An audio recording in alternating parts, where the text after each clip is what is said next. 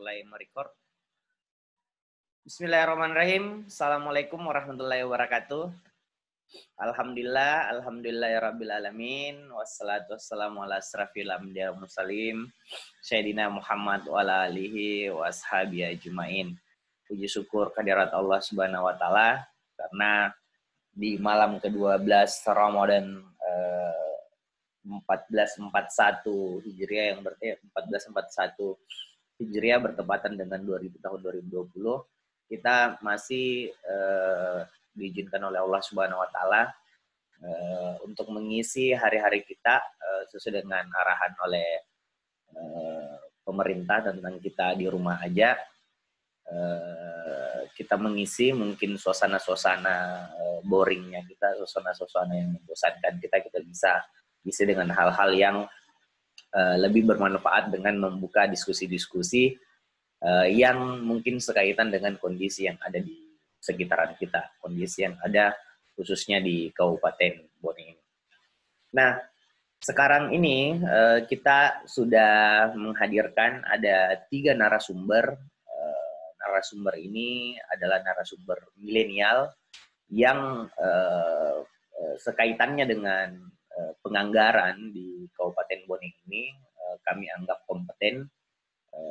Selanjutnya mereka ini spesial, kenapa? Karena mereka ini adalah milenial.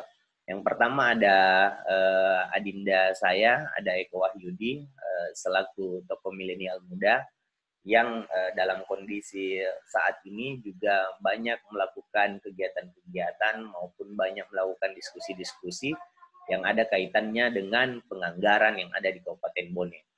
Bolehlah kita memberikan beliau kesempatan sebagai narasumber untuk bisa memberikan cerita-cerita, informasi-informasi yang ada kaitannya dengan proses penganggaran yang ada di Kabupaten Bone. Selanjutnya, narasumber kedua seperti yang ada di flyer adalah ada anggota DPRD perwakilan kita. Kebetulan beliau saat ini menjabat sebagai ketua fraksi Partai Nasdem di DPRD Kabupaten Bone, juga sebagai anggota tim badan anggaran di DPRD Kabupaten Bone. Beliau ini adalah Andi Muhammad Salam, senior saya, yang sering akrab kita panggil atau sebut dengan panggilan Lilo Akah. Selanjutnya, yang ketiga, dari sisi pemerintah Kabupaten Bone, beliau ini adalah milenial muda yang saat ini menjabat sebagai Kepala Bidang Anggaran di Dinas Keuangan Kabupaten Bone. Beliau ini junior saya, Andi Muhammad Walinono, SE, MSI. Sebelumnya, saya ingin mengucapkan terima kasih atas kesediaannya untuk bisa berbincang, berbagi informasi di kegiatan pada malam hari ini. Harapannya adalah hasil diskusi ini bisa memberikan pencerahan kepada kita-kita semua dari semua unsur-unsur elemen yang ada. Yang pertama adalah dari pemerintahan itu sendiri. Yang kedua adalah dari pemerintahan yang sekaitan dengan pemerintahan Kabupaten Bone, misalnya ada di pemerintahan desa maupun di pemerintahan kecamatan. Selanjutnya yang ada singgungannya juga dari teman-teman anggota DPRD Kabupaten Bone.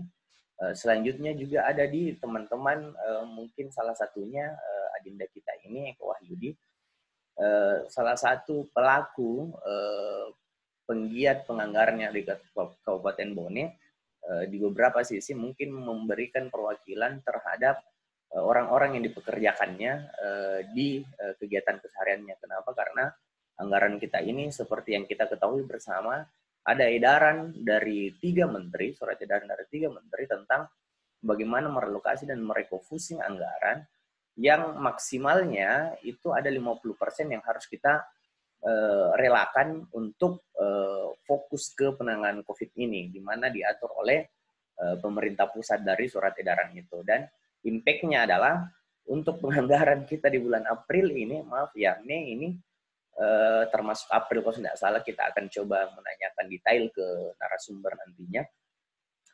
Itu harus dilakukan dan sementara sudah dilakukan pemotongan untuk itu. Dan tim anggaran dari pemerintah Kabupaten Bone berusaha semaksimal mungkin untuk mengembalikan beberapa pemotongan itu hingga nilainya bisa rasional dan bisa membantu Kabupaten Bone secara umum dan membantu kita semua masyarakat Bone secara keseluruhan.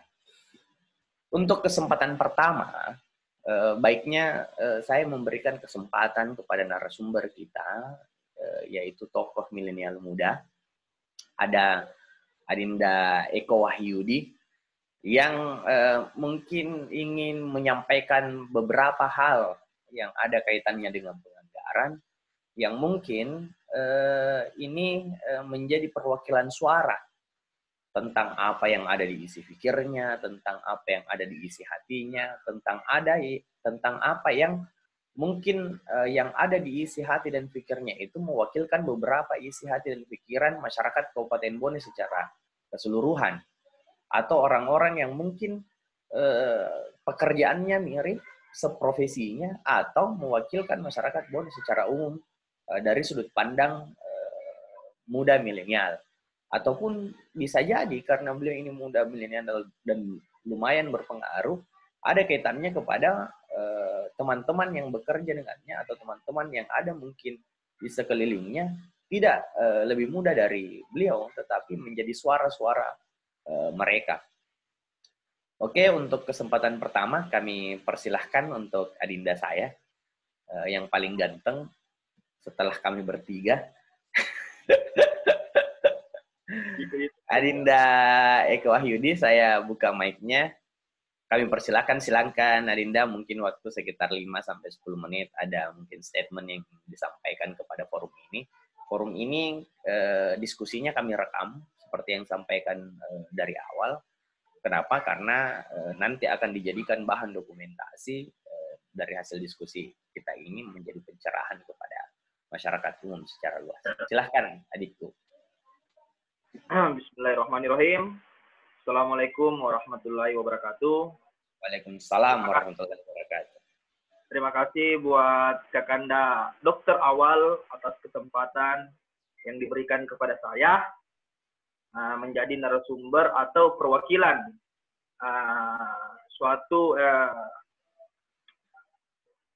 keluh kesah teman-teman yang berada di lapangan. Saya salah satu perwakilan bagi mereka tentang persoalan anggaran yang kita selama ini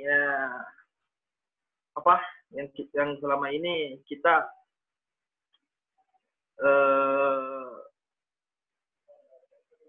menjadi pertanyaan buat kami dan teman-teman tentang segala penganggaran yang dialokasikan, khususnya dipotong ya, sesuai dengan edaran Kemenku dan Kemendagri 50%. Nah, kami berharap jika memang itu yang terjadi, yang kami khawatirkan, khususnya saya, kira-kira apa yang menjadi dampak ketika betul itu terrealisasi, apakah penganggaran untuk COVID ini akan mampu tersalurkan semua, sedangkan kita ini di lapangan akan merasa sulit dengan pemotongan anggaran ini. Karena kenapa? Secara pribadi, bukan cuma kami yang kehidupan kami berdasar dari situ, tapi banyak yang kami hidupi, termasuk para buruh, para pekerja, dan lain sebagainya. Itu yang menjadi kedilemaan buat kami, khususnya saya selaku kontraktor atau pelaksana kegiatan fisik yang ada di Kabupaten Bone. Mungkin sebenarnya ini pribadi buat saya, jadi saya berbicara persoalan hati. Dan mohon maaf Wang, ada Pocalu selaku kakanda saya atau orang yang paling saya hargai, dan terima kasih juga buat saudara-saudara yang telah menyempatkan waktunya untuk mengikuti diskusi ini. Mungkin pertanyaan itu saja dulu yang saya sampaikan. Semoga ada jawaban yang mampu memuaskan buat saya dan teman-teman. Oke, Kak Kandawal, saya serahkan dulu ini pertanyaan ini. Silahkan Kak Kandawal mau pilih siapa untuk menjawabnya, dan terima dengan lapang dada. Terima kasih adik saya Eko Wahyudi. Beliau ini saya sering berbicara sama adik kita ini, sampai semalam pun saya masih sama-sama dengan beliau. Beberapa pertanyaan-pertanyaan kritis yang beliau sampaikan bisa saja mewakilkan mewakilkan pertanyaan-pertanyaan yang mungkin hampir sama dengan kondisi yang ada. Tetapi semoga dengan diskusi ini ada jawaban-jawaban yang mungkin tidak bisa memuaskan keseluruhan, tetapi bisa membuat kita paham dengan kondisi yang ada di Kabupaten Bone. Selanjutnya, saya meminta untuk kakanda saya,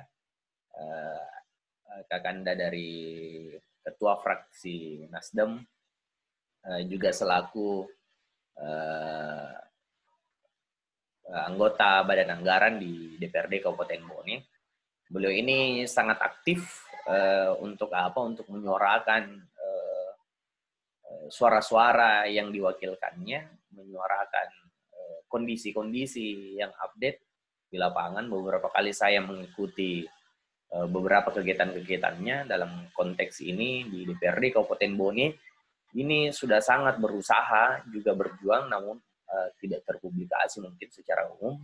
Namun setelah saya ikuti, memang banyak kegiatan-kegiatan yang aktif dilakukan, apalagi beliau ini juga adalah Wakil Ketua Komisi 4 yang membidangi banyak hal-hal teknis tentang COVID-19 ini, termasuk yang ada di dunia sosial, termasuk yang ada di dinas kesehatan, termasuk yang ada di rumah sakit.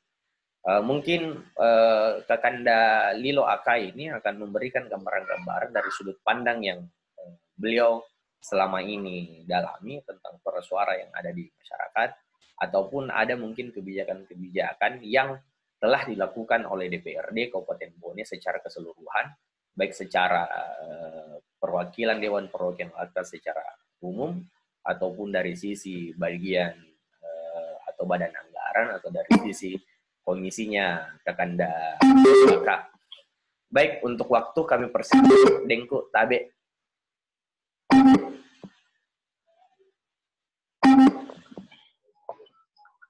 Bismillahirrahmanirrahim. Yang saya hormati Pak Moderator, Pak Dokter Awal. Yang saya hormati dari pemerintah daerah yang mewakili, ada Kabid Anggara, Iqbal. Yang saya hormati Adinda Eko Wahyudi, beserta seluruh yang hadir pada malam ini. Assalamualaikum warahmatullahi wabarakatuh. Waalaikumsalam. Hamdan wa syukurillah wala haula wala quwata illa billah. Puji syukur karya Allah Subhanahu wa taala, di mana malam hari ini kita masih sempat hadir untuk melaksanakan diskusi. Dan mungkin saya langsung saja mengingat waktu. Jadi terkait apa yang diungkapkan tadi oleh Adinda Eko, sebenarnya sudah lama saya menunggu hal-hal seperti ini, diskusi-diskusi seperti ini. Sebenarnya ini cuma ada miskomunikasi. Saya dari awal sudah teriakkan, bahkan ada beberapa rilisan itu beserta ada salah satu teman saya yang juga mungkin hadir pada malam hari ini, yaitu Andi Ahirudin. Itu berkali-kali beliau teriakkan mengenai kita teriakan itu dari bulan Maret. Kalau semua anggaran dalam hal ini yang sudah diketuk palu di APBD, segera laksanakan, cepat. Laksanakan. Karena kita sudah mendengar akan seperti ini jadinya. Tapi mungkin karena itu tidak didengar atau tidak digubris ya. Dan saya mau bilang, sebenarnya pemerintahan itu eksekutif dan legislatif sebenarnya harus bareng, utamanya dalam hal budgeting. Jadi asumsinya begini, APBD ini tim anggaran pemerintah daerah bersama anggota DPR dalam hal ini anggota badan anggaran bersama-sama membahas APBD 2020 ini. Tentunya segala hal perubahan dalam hal APBD ini itu tentunya akan kembali lagi ke badan anggaran. Nah sekarang saya bisa katakan protokoler, eksekutif dan legislatif sekarang ya tidak berjalan karena di semua alokasi anggaran, perubahan segala macam itu kan tidak kembali ke Banggar. Jadi ketika kami yang ada di Banggar ditanyakan dalam hal ini, tentunya kami tidak bisa menjawab. Soalnya semua anggaran yang telah disepakati itu tidak kembali ke kita. Pada saat RDP, kita cuma disebutkan.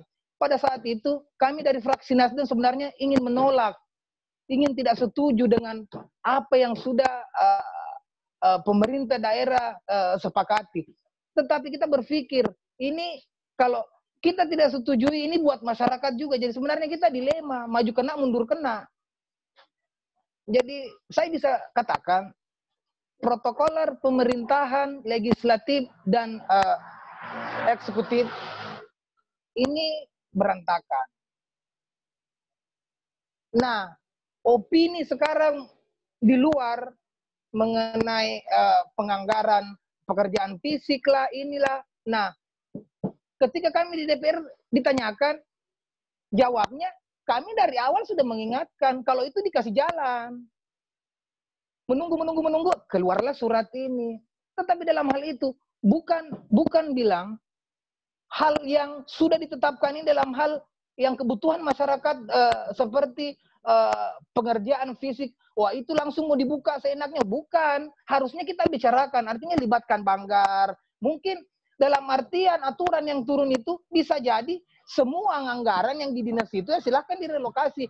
Dalam halnya begini, saya takutnya begini, mungkin OPD tersebut dia tidak mau buka perjalanan operasionalnya, jadi dia yang mau buka, oh ya ini buka ini sebenarnya. Makanya kalau saran saya ya, segala bentuk perubahan yang ada di pemerintah daerah itu harus kembali lagi atas persetujuan kami yang ada di badan anggaran. Karena munculnya ini juga penetapan itu dari kita dari badan anggaran. Jadi memang saya capek malah saya berteriak. Saya teriak aja. Saya jujur, saya tidak sedikit mendapat telepon, tekanan terkait masalah ini. Oh, tapi saya harus buka-bukaan kalau di depan publik. Saya mungkin orang yang paling banyak musuh saya di dalam di DPRD karena saya memang terlalu terbuka. Cuma ya, itu niat saya dari awal. Memang saya tidak mau ketika ada tidak percaya masyarakat terhadap teman-teman, khususnya teman-teman saya yang ada di DPR Sal. Jadi begitu. Jadi kalau saya ini mungkin salahnya ada dari awal, ada miskomunikasi. Sekarang saya sudah teriakkan, bahkan teman-teman saya juga sudah beberapa kali rilisan. Ayolah, kita bareng-bareng, kita bahas bareng-bareng.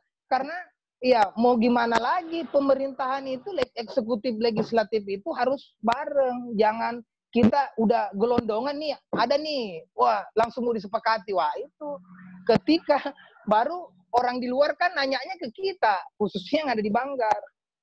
Jadi memang Pak Dokter sedikit ini ada miss. Jadi itulah tadi saya bilang, protokoler, legislatif, dan eksekutif tidak ketemu.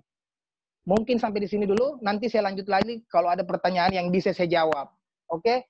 Wassalamualaikum warahmatullahi wabarakatuh. Terima kasih, Dengku. Salam gaspul. Gaspulnya tertunda gara-gara tidak bisa berkumpul orang. Kakanda Lilo Aka tadi sudah menyampaikan mungkin dari isi hati juga dari Kakanda juga mungkin selain isi hati juga mewakilkan beberapa tanggung jawab yang diemban sebagai anggota DPRD di Kabupaten, juga selaku perwakilan dari teman-teman mungkin yang sempat kita undang pada malam hari ini bahwa DPR ini mendapatkan tekanan-tekanan dalam kondisi bahwa yang dipertanyakan itu sama masyarakat dalam kondisi kesusahan saat ini. Misalnya ada konteks-konteks yang terjadi baik dari sisi penanganan dampak kesehatan, dari perbatasan sampai dengan penanganan kondisi kesehatan yang terjadi.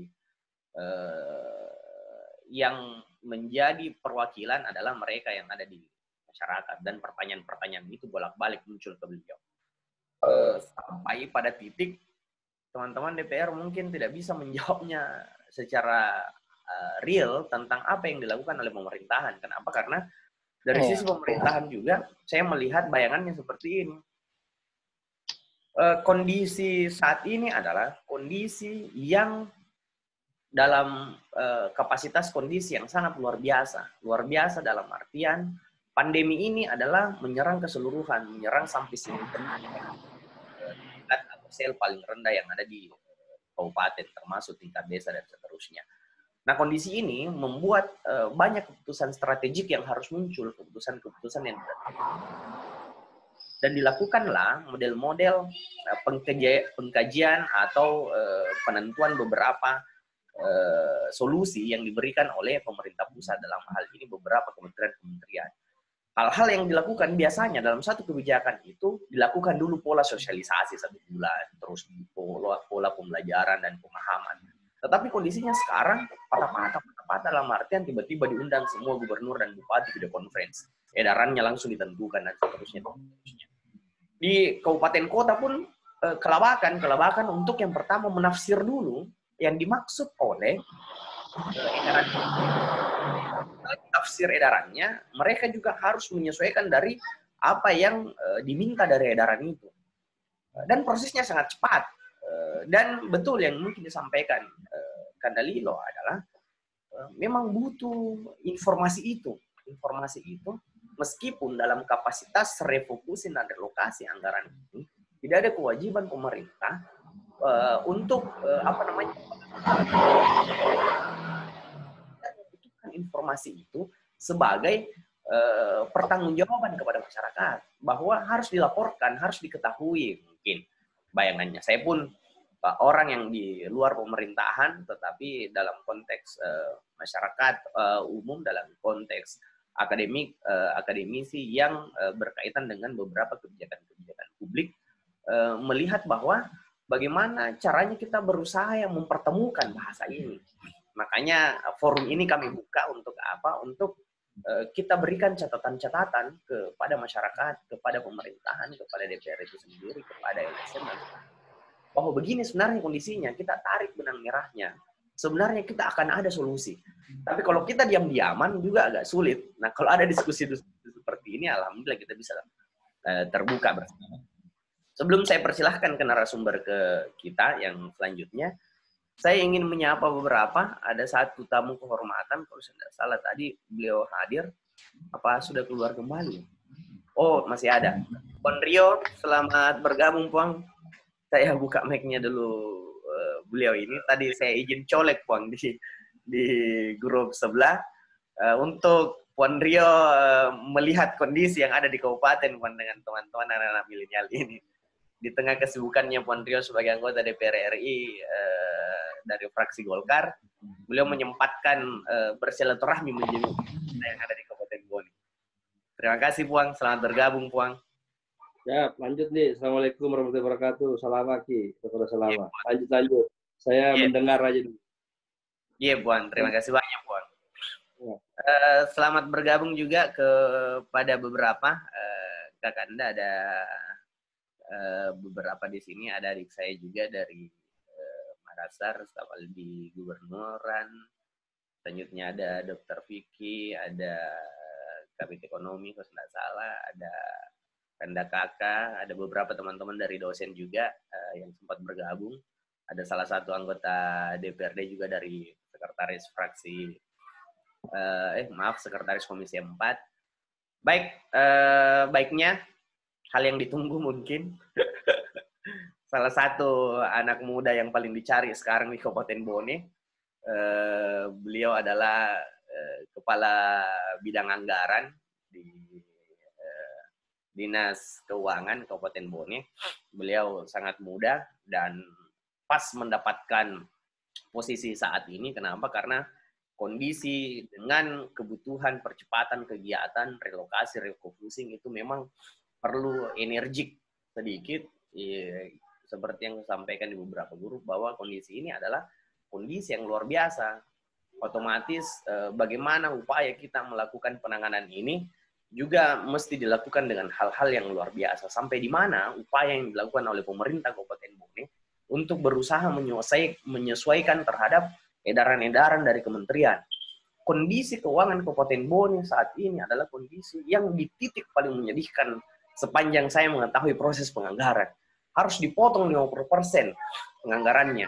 Tentang bagaimana polanya, tentang bagaimana metodenya, tentang apa upaya yang dilakukan. Sampai terakhir hari ini, kita percayakan kepada narasumber kita, kepada Andi Iqbal Walinono, SMSI, selaku kepada bidang anggaran Dinas Keuangan Kabupaten Bone, untuk bisa mencerahkan kepada kita-kita semua. Silahkan, Diko.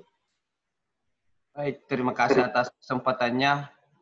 Yang terhormat dan kami banggakan, Puan Rio, yang kami hormati Wakil Ketua Komisi 4 DPR RI Kabupaten Bone, DPR Kabupaten Bone, Andi Muhammad Salam Kandalilo, yang kami hormati Eko Wahyudi sebagai narasumber, yang kami hormati dan banggakan moderator Kanda Dr. Awal dan seluruh ada Kanda Kerudin juga, Sekretaris Komisi 4 DPR Kabupaten Bone, dan seluruh peserta Fitkom yang peduli COVID-19 di Kabupaten Bone.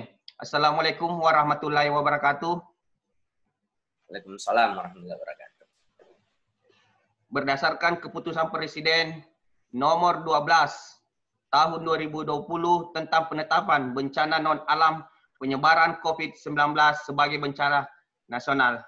Dengan status tersebut, anggaran dan penanganan COVID bersumber dari APBN dan APBD. Sehingga diterbitkanlah instruksi Menteri, instruksi Presiden tentang percepatan refocusing dan realokasi anggaran dan pengadaan barang dan jasa.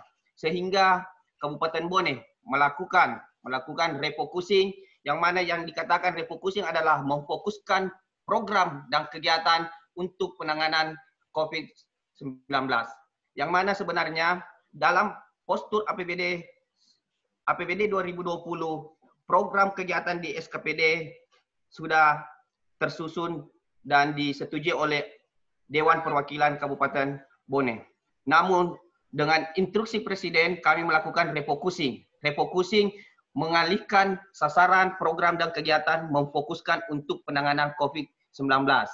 Dan kami melakukan realokasi anggaran tahap pertama, yang mana realokasi tahap pertama melakukan rasionalisasi dari kegiatan-kegiatan yang bersifat seremoni, sehingga kami dapat menghimpun dan melaporkan ke Kementerian Dalam Negeri alokasi anggaran untuk penanganan COVID-19 untuk Kabupaten Bone sebesar 82M yang bersumber dari anggaran kegiatan yang direfocusing sebesar 50M dan realokasi anggaran yang ditampung pada belanja tidak terduga sebesar 32M, sehingga nominal besarannya sebesar 82M.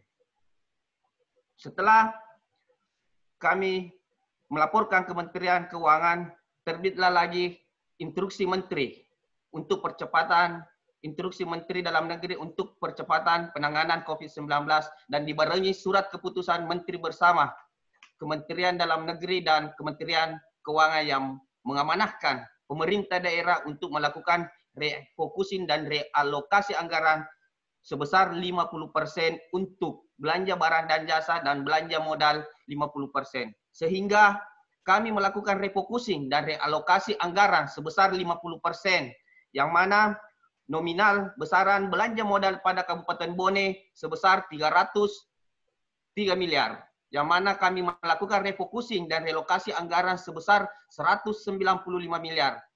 Namun, sebelum ditetapkan draft perubahan keputusan Kepala Daerah tentang penjabaran APBD, terbit lagi Peraturan Menteri Keuangan tentang penyelesaian APBD, anggaran transfer keuangan daerah dan desa.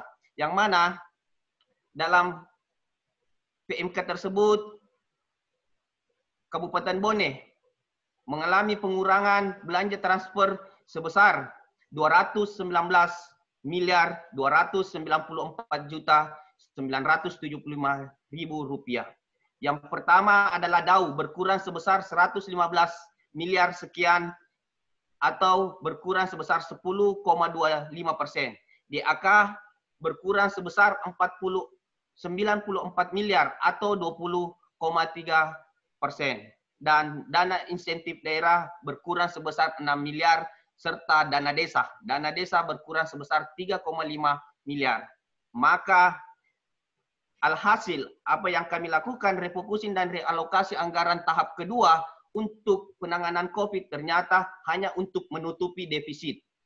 Kabupaten Bone mengalami defisit atas kekurangan dana transfer ke Kabupaten Bone. Sehingga kami melaporkan ke Kementerian Keuangan dengan putusan Menteri Keuangan menyampaikan hasil refocusing dan realokasi anggaran sebesar 50% barang dan jasa dan 50% belanja modal. Namun, beberapa hari yang lalu keluar keputusan Menteri atas penundaan dana transfer sebesar 35% ke Kabupaten Bone. Itu diakibatkan karena realokasi dan refocusing yang dilaporkan oleh pemerintah Kabupaten Bone belum mencukupi nominal yang sesuai dalam surat keputusan bersama Menteri Dalam Negeri dan Menteri Keuangan. Sehingga pada dua hari ini kami melakukan rancangan refocusing dan realokasi anggaran tahap ketiga yang mana sepenuhnya diamanahkan oleh Bapak Bupati melalui tim anggaran untuk melakukan sepenuhnya keputusan Menteri bersama dan Peraturan Menteri Keuangan untuk melakukan refocusing sebesar 50% untuk belanja modal dan 50% untuk belanja barang dan jasa.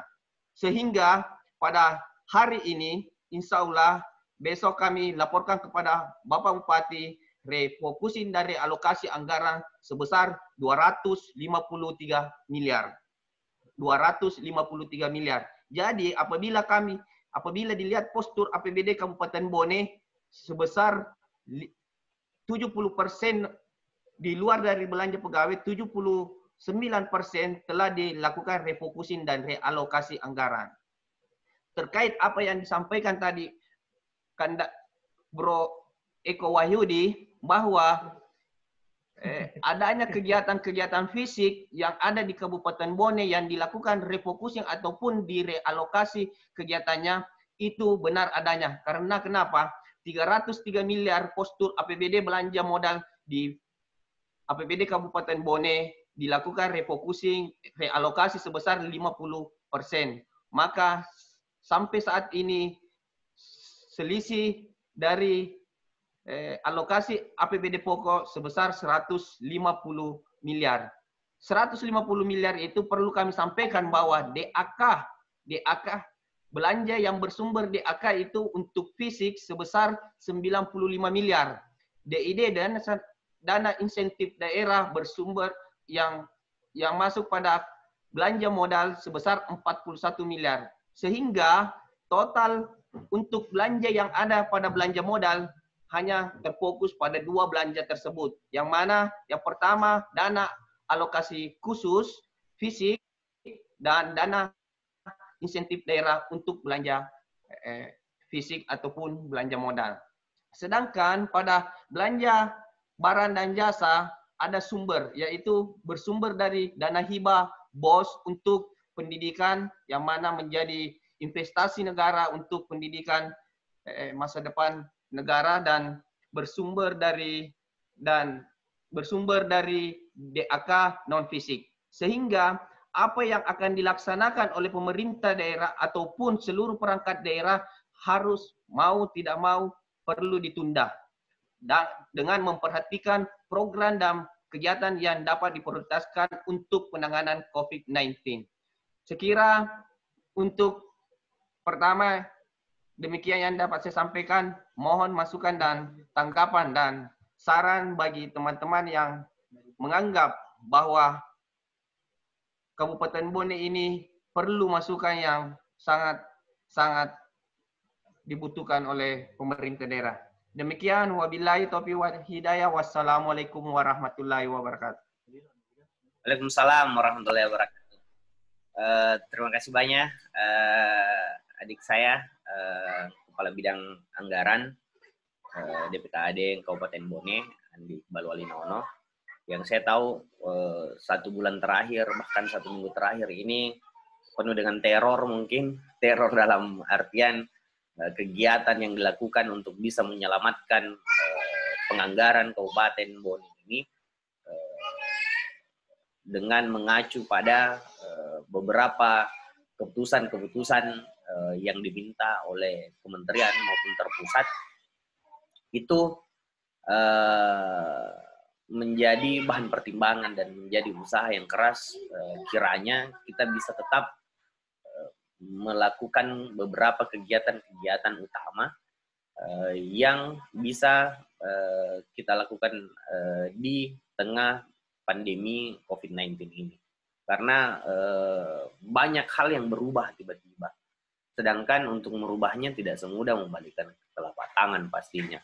Namun ada bersama, tidak ada yang lain. Kalau kita tidak ada, kita tidak bisa lari dengan ini. Dan pasti kita akan berusaha bertemu untuk bisa mencari solusi baik apa yang terjadi di kondisi ini.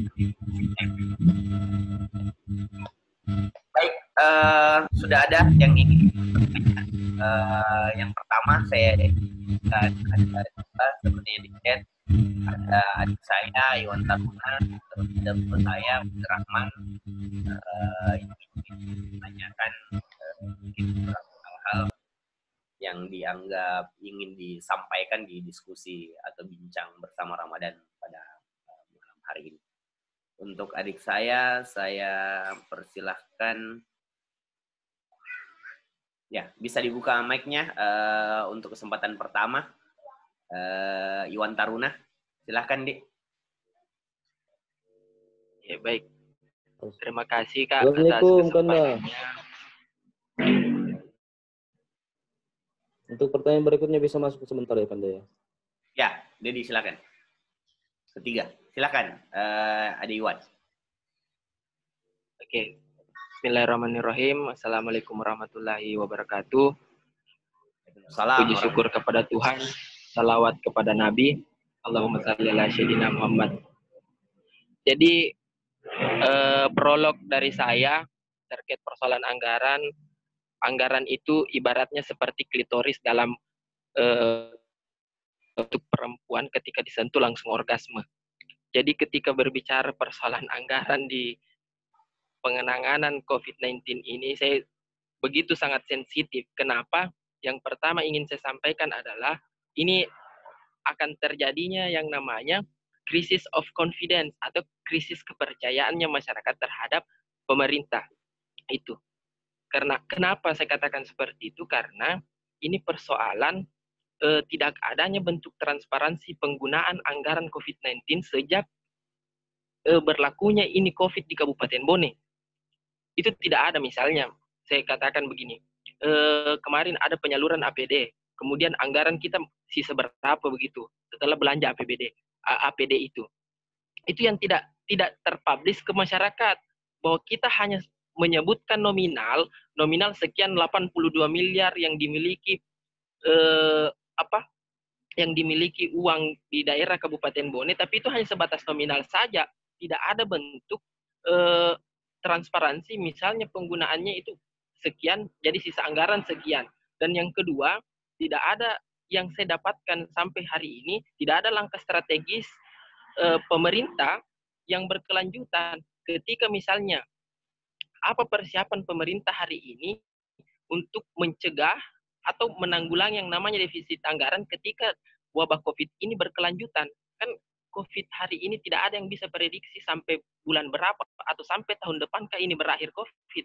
Nah, itu yang harus sebenarnya dipersiapkan oleh pemerintah daerah, khususnya di Kabupaten Bone, terkait bagaimana sebenarnya menyiapkan anggaran ketika sebenarnya nantinya kita akan mengalami defisit anggaran. Termasuk sebenarnya kemarin saya ingin sampaikan bahwa itu juga pengadaan laptop untuk anggota DPR. Mungkin Kakak Dalilo orang yang menurut saya yang selalu berakselerasi di DPR untuk penolakan anggaran yang tidak menjadi skala prioritas. Tapi saya yakin bahwa keputusan yang ada di DPR itu bersifat kolektif kolegial. Jadi ketika berbicara akan Dalilo sendiri, ya mungkin keputusan itu tidak akan terjadi. Jadi mungkin saya ingin bertanya persoalan bagaimana kesiapan pemerintah untuk membuat rencana strategis terkait defisitnya anggaran ketika wabah ini berkelanjutan. Terima kasih, Kakak Awal. Terima kasih adik saya, mantan ketua HMI Dong. Dia adalah lumayan vokal adik kita Iwan Taruna dengan pembukaan yang sangat menyentuh dan membuat Puan Rio kayaknya tertawa dari layar monitor. Tapi ya begitulah seadanya bagaimana milenial menanggapi dari sisi penganggaran. Untuk pertanyaan kedua, saya persilahkan ke izin Uli Rahmat. Bisa kebuka ya? Atau saya ngelok kayaknya. Silahkan Adinda, Bro Uli, ada? Bro Uli bisa buka mic-nya? Oke. Bisa. Lanjut.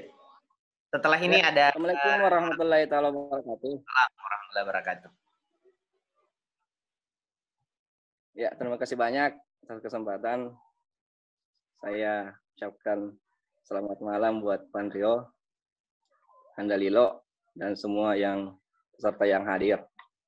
Saya merasa menyesal karena kalau nggak salah kemarin malam itu ada juga diskusi seperti ini yang mengikutkan, apakah 2 malam yang lalu, mengikutkan Kejaksaan dan Polres. Seandainya saya tahu informasinya mungkin saya gabung juga. Saya langsung saja, saya kan punya RK, saya dapat RKB terkait yang anggaran 3 miliar ini. Saya merasa sedih. Sedih kenapa? Karena ada anggaran uang lelah untuk relawan di posko perbatasan itu cuma 50.000. Itu cuma 50.000, padahal mereka adalah ujung tombak. Seharusnya sih menurut saya pribadi, lebih baik yang di posko perbatasan inilah yang uang lelahnya dikasih tinggi. Di posko kabupaten kan menunggu dari lapangan. Itu kayaknya yang harus diperhatikan juga terkait uang lelah mereka, hanya 50.000. Mereka pasti lelah sekali di sana. Saya juga fokusnya di anggaran yang di Satgas itu, kalau nggak salah, ada pengadaan 50.000 masker kain yang diperuntukkan untuk posko perbatasan, posko kecamatan, dan posko kabupaten. Seperti yang kita ketahui, masker sekarang itu sudah banyak. Banyak yang nyumbang-nyumbang, banyak yang berdonasi. Mungkin ini lebih baiknya dialihkan ke uang lelah teman-teman yang di perbatasan itu. Karena di sini juga ada double. Karena di anggaran posko kecamatan, di situ juga dia menganggarkan masker. Sedangkan di posko kabupaten juga menganggarkan masker yang diperuntukkan untuk posko kecamatan. Ini kayaknya double. Posko kecamatan juga mau alihkan kemana ini masker? Karena di desa-desa dan kelurahan juga menganggarkan semua masker. Nanti orang-orang kekenyangan oleh masker, pasti makan masker nanti itu orang. Itu. Terkait juga yang saya salut juga dengan Bung Eko Wahyudi yang memperhatikan nasib kontraktor. Curhat. Memang kasihan kontraktor sekarang. Ya. Ya, kebetulan saya dia menginisiasi. Kebetulan saya juga pelaku. Jadi ini suara hati. Iya, betul. Ini suara hati, Kak Ganda. Ya, itu mungkin yang harus diperhatikan oleh tim anggaran lah terkait itu, dan juga beberapa APD jas hujan juga. Karena saya ambil sampel lah di kecamatan saya, kecamatan Cina. Di sini kan ada anggaran pakaian pelindung APD jas hujan, masker, sarung tangan, dan disinfektan. Kalau yang saya perhatikan, tupoksi kecamatan itu pendataan. Dia tidak turun ke lapangan karena ada tim gugus desa. Kalau yang pengadaannya itu kayaknya tidak terlalu signifikan untuk diadakan, karena dia hanya bergelut dengan data untuk diteruskan ke kabupaten. Mungkin ini bisa dialihkan lagi ke anggarannya ke pos perbatasan. Harusnya pos perbatasan yang diperbesar anggarannya. Itu yang menjadi dan saya konfirmasi salah satu camat kemarin malam. Saya tanyakan apakah sudah diadakan itu yang poin 1 sampai 4. Sampai saat ini belum direspon. Entah, dan ada salah satu orang kecamatan yang piket, saya tanya-tanya, dia juga nggak pernah lihat itu pengadaan. Makanya tadi saya buat status di Facebook, jangan sampai ini anggaran COVID mau disamakan dengan anggaran belanja rutin yang setiap bulan itu. Bahaya kalau dia mau samakan belanja rutin. Rawan sekali. Karena banyak yang kawal gini anggaran. Kalau belanja rutin aman. Kalau menurut saya aman. Sampai saat ini kan belum ada yang terproses. Padahal kemungkinan besar menurut saya banyak yang simpang siur dah. Karena saya 2 tahun bergelut dengan kayak LPJ belanja rutin. Itu saja saya fokuskan ke masalah pengadaan yang 3 miliar ini. Dan saya sepakat dengan Iwan, transparansi. Mungkin baiknya pada saat ada pengadaan misalnya masker 50.000 PCS, harusnya ada tim orang kejaksaan kah atau Polres kah yang datang langsung melihat barang ini. Karena yang ditakutkan, ini kan banyak sekali sumbangan, kayak APD set, itu ada juga pengadaan di sini. Harusnya pada saat pembelian, barangnya langsung dilihat langsung oleh tim orang yang mengawasi penganggaran ini, supaya tidak ada lagi kemelut di belakangnya. Apakah kan asumsi masyarakat sebagian besar sekarang itu ini kemungkinan dugaan mereka ini anggaran-anggaran ini kemungkinan tidak terpakai karena banyaknya sumbangan-sumbangan. Meskipun kalau dipakai kemungkinan besar ini APD-nya ini enggak digunakan juga karena sudah ada sumbangan. Makanya setiap pengadaan, apakah makan, dia makannya di mana, ambil makannya di mana, harga makanannya berapa memang. Ini harusnya dikawal secara langsung oleh tim kejaksaan atau Polres. Kita kawal lah. Dia ambil makanan, kawal dia ambil makanan berapa, catat setiap hari berapa. Dia beli APD berapa, catat berapa APD yang dibeli. Apakah memang dibeli atau memang dari sumbangan. Itu dugaan-dugaan kami ya. Itu ya. Terima kasih banyak. Assalamualaikum warahmatullahi wabarakatuh. Assalamualaikum warahmatullahi wabarakatuh. Akhirnya terpuaskan yang sebelumnya tidak sempat mengikuti dengan Pak Kapolres dan Pak Kajari. Baik, selanjutnya yang ketiga ada perwakilan, saya nggak tahu ya, beliau ini perwakilan desa, perwakilan dari media, tetapi beliau ini adalah saudara saya. Beberapa ruang diskusi saya sering sama. Saya buka dulu ya, silakan dibuka manual boleh, Kak Gadet. Oke, assalamualaikum. Silakan, Kak Gadet. Oh iya. Bismillahirrahmanirrahim. Assalamualaikum warahmatullahi wabarakatuh. Assalamualaikum warahmatullahi wabarakatuh. Terima kasih banyak untuk Kakanda Awal. Beliau adalah salah satu dosen saya juga. Kemarin muncul ini mendapat nilai A begini. Iya. Sebelumnya mungkin saya perkenalkan diri dulu, Bang.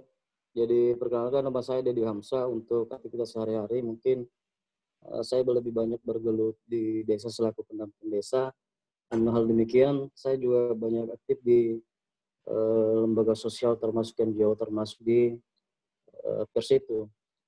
Jadi terkait dengan perkembangan penanganan dan pelanggaran COVID ini tentunya sedikit banyaknya tentu saya selalu juga mengambil bagian dalam hal updating terkait dengan pemberitaan.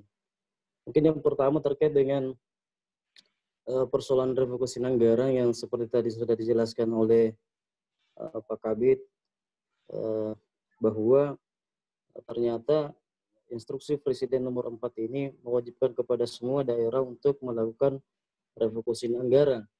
Tidak hanya revokasi, tapi dilakukanlah juga realokasi anggaran terkait dengan untuk penanganan COVID.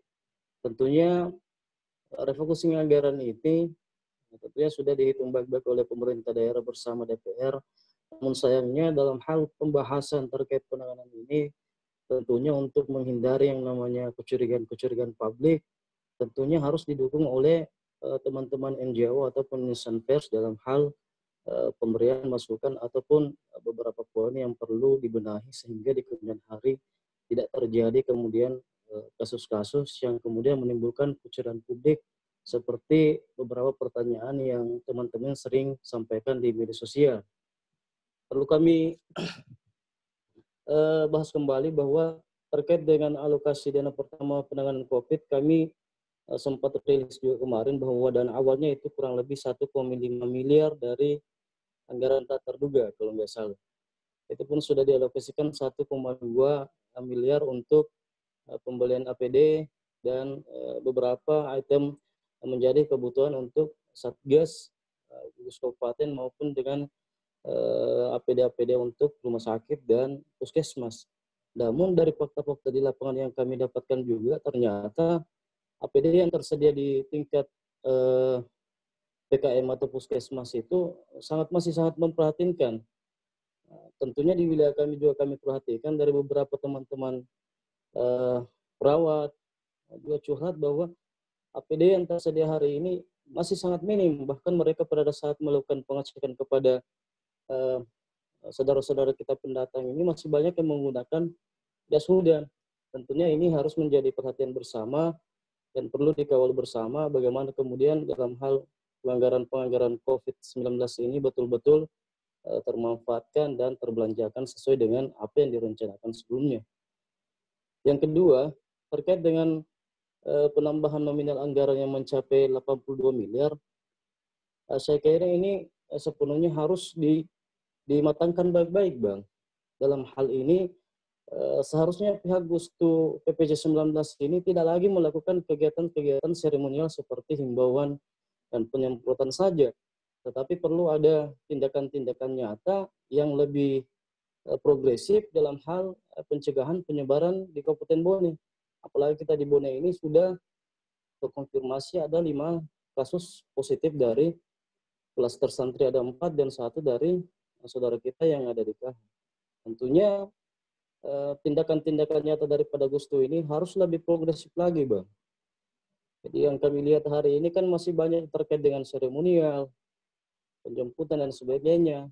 Olehnya kami sangat berharap bahwa seharusnya Gustu PPJ 19 ini dalam hal ini Dinas Kesehatan atau BPBD ini sudah pikirkan terkait dengan rapid test massal. Apalagi di 2 klaster kemarin di wilayah kita di Desa Lamurukung dan Desa Waji ini 3 santri ini positif.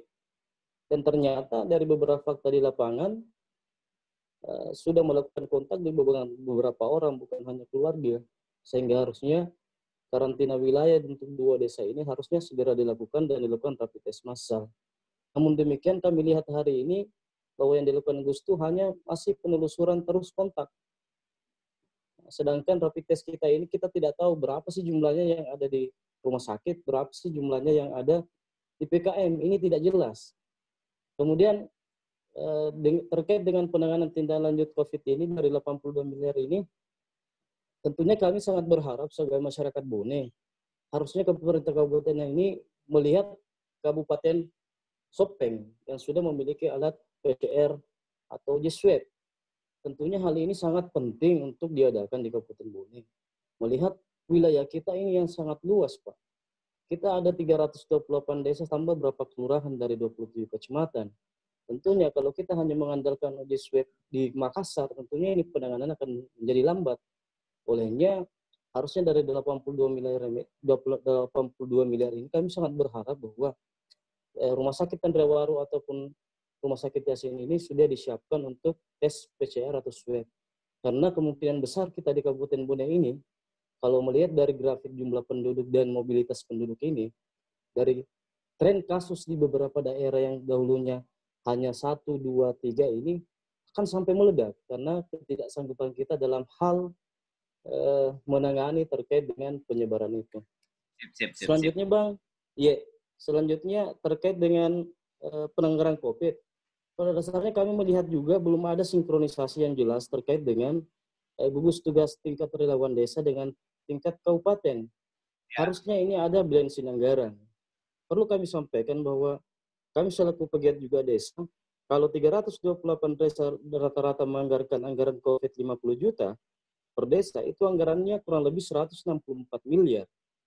Termasuk dalam hal ini beberapa item belanja yang dilakukan oleh desa selain dengan pengadaan APD termogan dan edukasi dan penyuluhan, termasuk juga pengadaan masker.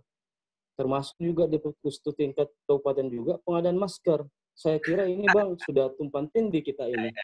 Bahkan dari pernyataan Saudara Uli yang 500 ribu ya.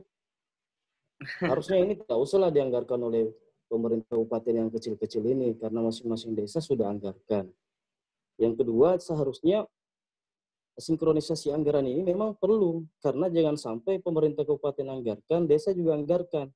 Contoh juga Bang, spanduk. Kami juga melihat dari anggaran 1,2 miliar kemarin ada juga anggaran untuk dialihkan ke spanduk untuk desa. Seharusnya ini pemerintah kabupaten tidak usah untuk anggarkan itu karena masing-masing desa sudah anggarkan melalui anggaran dana desa. Olehnya terakhir kami sangat berharap kepada pemerintah Kabupaten Bone termasuk juga wakil rakyat kita DPRD Kabupaten Bone untuk melakukan evaluasi per bulan terkait dengan realisasi pembelajaran dari dana COVID itu. Seperti yang tertuang dalam PMK nomor 17. PMK nomor 17 itu yang mengatur bahwa tiap bulan sebenarnya Dinas Kesehatan atau pihak terkait harus melaporkan terkait dengan belanja yang telah dilakukan terkait dengan penanganan COVID. Itu jelas Bang di aturannya PMK 17. Itu. Barangkali Pak Dewan kita dan Pak Kabit Anggaran kita sudah paham terkait dengan itu. Olehnya, kepercayaan publik terkait penanganan COVID ini bisa 100% percayalah atau minimal 90%. Karena masih banyak nada-nada miris. Hari ini kita lihat di media sosial, bahkan di media mainstream, banyak orang bertanya, kenapa pemerintah Kabupaten Bone kegiatannya hanya skenario model aja?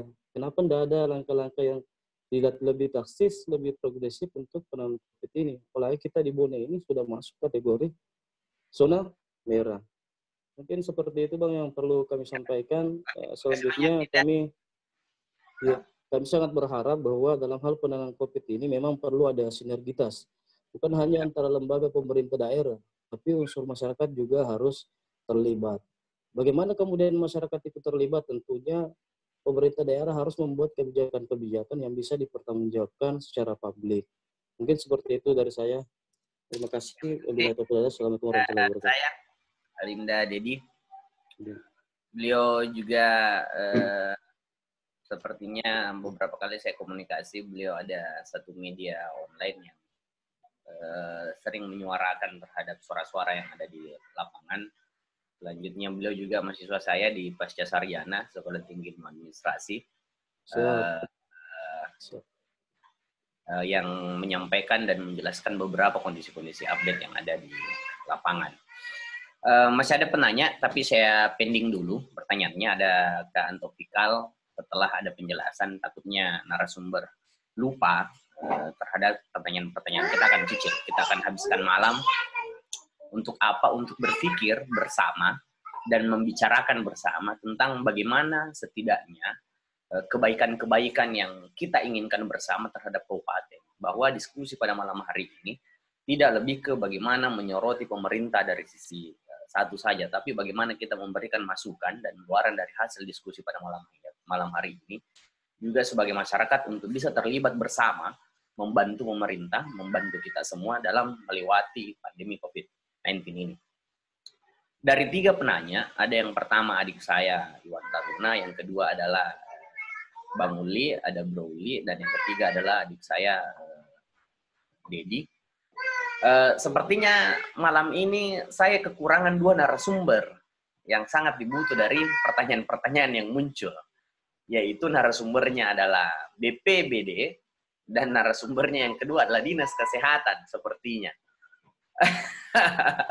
Karena begini, saya sampaikan tadi, judul ini saya pilih untuk apa? Untuk memisahkan. Mungkin di lain waktu akan coba kami munculkan diskusi lagi dan mencoba mengkonfirmasi narasumber yang pantas untuk itu sebagai pertanyaan ada. Bahwa dari konteks manajemen pengelolaan pelayanan publik yang ada yang kami pahami itu, memang ada beberapa unsur-unsur yang tidak dikerjakan secara bersamaan. Jadi ada model perencanaan, ada model penganggaran, ada model pelaksanaan kegiatan, dan ada model monitoring. Nah, saya mencoba dulu memisahkan dari beberapa pertanyaan-pertanyaan. Jadi, pertanyaan-pertanyaan yang kaitannya, sifatnya mungkin jatuhnya ke bagaimana transparansi anggaran itu, mungkin saya tidak meminta untuk adik saya, kepala bidang penganggaran, kepada bidang anggaran di Dinas Keuangan, karena konteksnya beliau adalah menganggarkan, bukan dalam konteks bagaimana menggunakan anggaran dan mempertanggungjawabkan anggaran itu.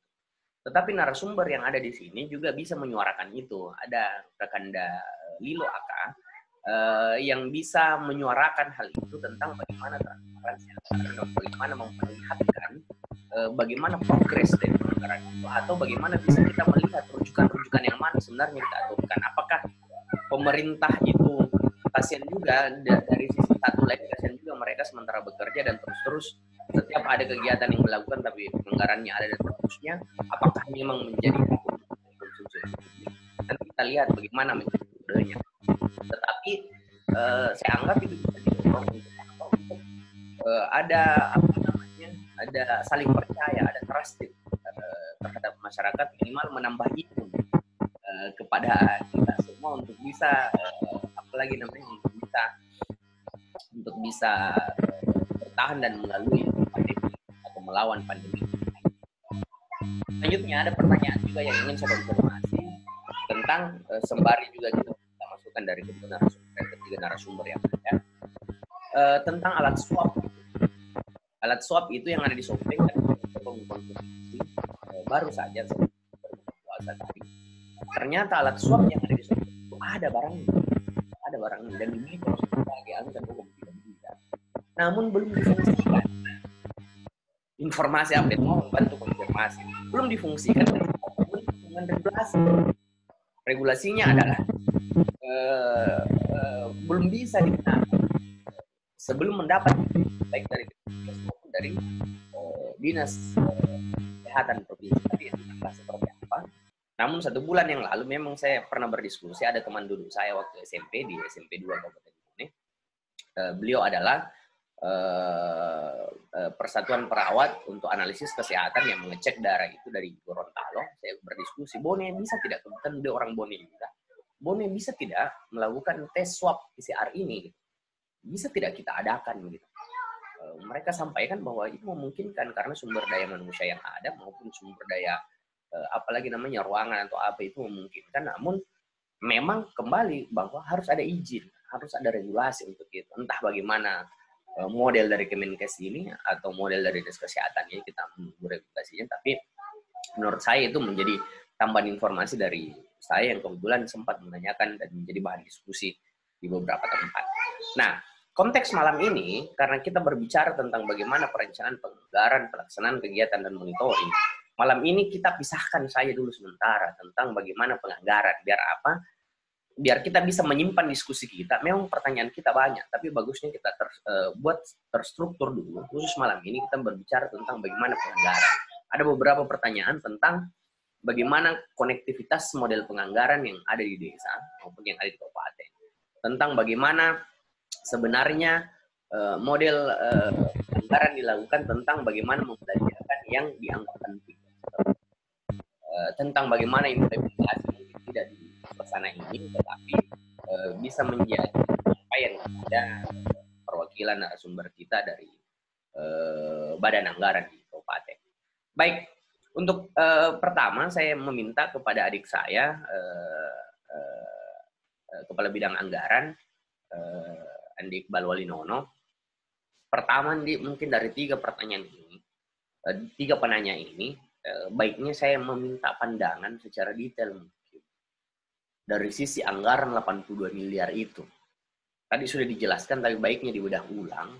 Menurut saya, 82 miliar itu terpecah kemana, uangnya yang sudah ada, karena DPR sudah menganggarkan itu di angkanya misalnya, kerjasama dengan DPRD. Tetapi teman-teman ini gelisah, jatuhnya ini anggaran kemana?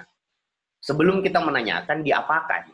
Diapakannya itu kan tidak di diskusi ini. Namun kita mau melihat sebenarnya ini jatuh kemana dan sempat melihat jatuhnya kemana. Gitu. Karena pada saat kita berbicara RKB, tidak di forum ini mungkin bisa kita buka. Karena yang hadir kebetulan hanya melihat anggaran secara kabupaten. Mungkin untuk kesempatan pertama, saya berikan kesempatan ke Kepala Bidang Anggaran. Bisa buka sendiri mic-nya. Baik, terima kasih Kanda Awal. Pertama saya mulai ke Saudara Iwan Taruna yang mempertanyakan transparansi. Transparansi perencanaan dan penganggaran. Sebenarnya kami dapat mempublish seluruh alokasi anggaran yang ada dalam APBD tahun anggaran 2020 Kabupaten Bone. Namun mungkin kami juga mempertanyakan informasi-informasi yang teman-teman dapatkan sebenarnya sumbernya dari mana. Karena kenapa? Bukan satu saja orang yang datang ke kami semuanya memberikan informasi sesuai apa yang kami laksanakan.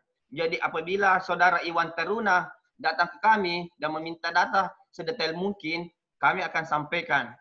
Di kesempatan ini pula kami dapat menyampaikan bahwa anggaran 82M itu terinci yang pertama dari alokasi anggaran belanja tidak terduga 32M dialokasikan untuk penanganan kesehatan.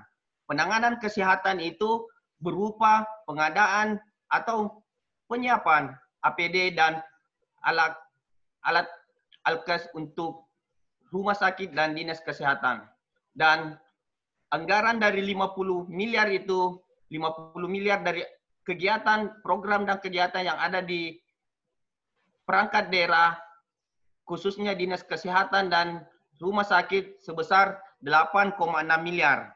Itu hasil refocusing. Itu hasil refocusing yang mana sebenarnya kegiatan-kegiatan yang ada di dinas kesehatan dan rumah sakit untuk penanganan TBC, gigi, poligigi, itu direfocusing untuk penanganan COVID-19. Direfocusing untuk penanganan COVID-19.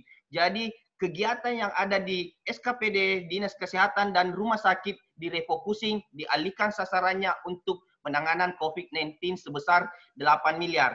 Dan yang kedua, penanganan dampak ekonomi yang ada di beberapa SKPD, contoh untuk penanganan dampak ekonomi untuk memberikan barang yang akan diserahkan kepada masyarakat, ada beberapa SKPD. Yang pertama, penanganan di SKPD Dinas Sosial, Ketahanan Pangan, Pertanian, Perdagangan, Perindustrian, yang mana barang yang akan diserahkan itu sebesar 17 miliar. Itu sebenarnya sudah ada pada APBD 2020.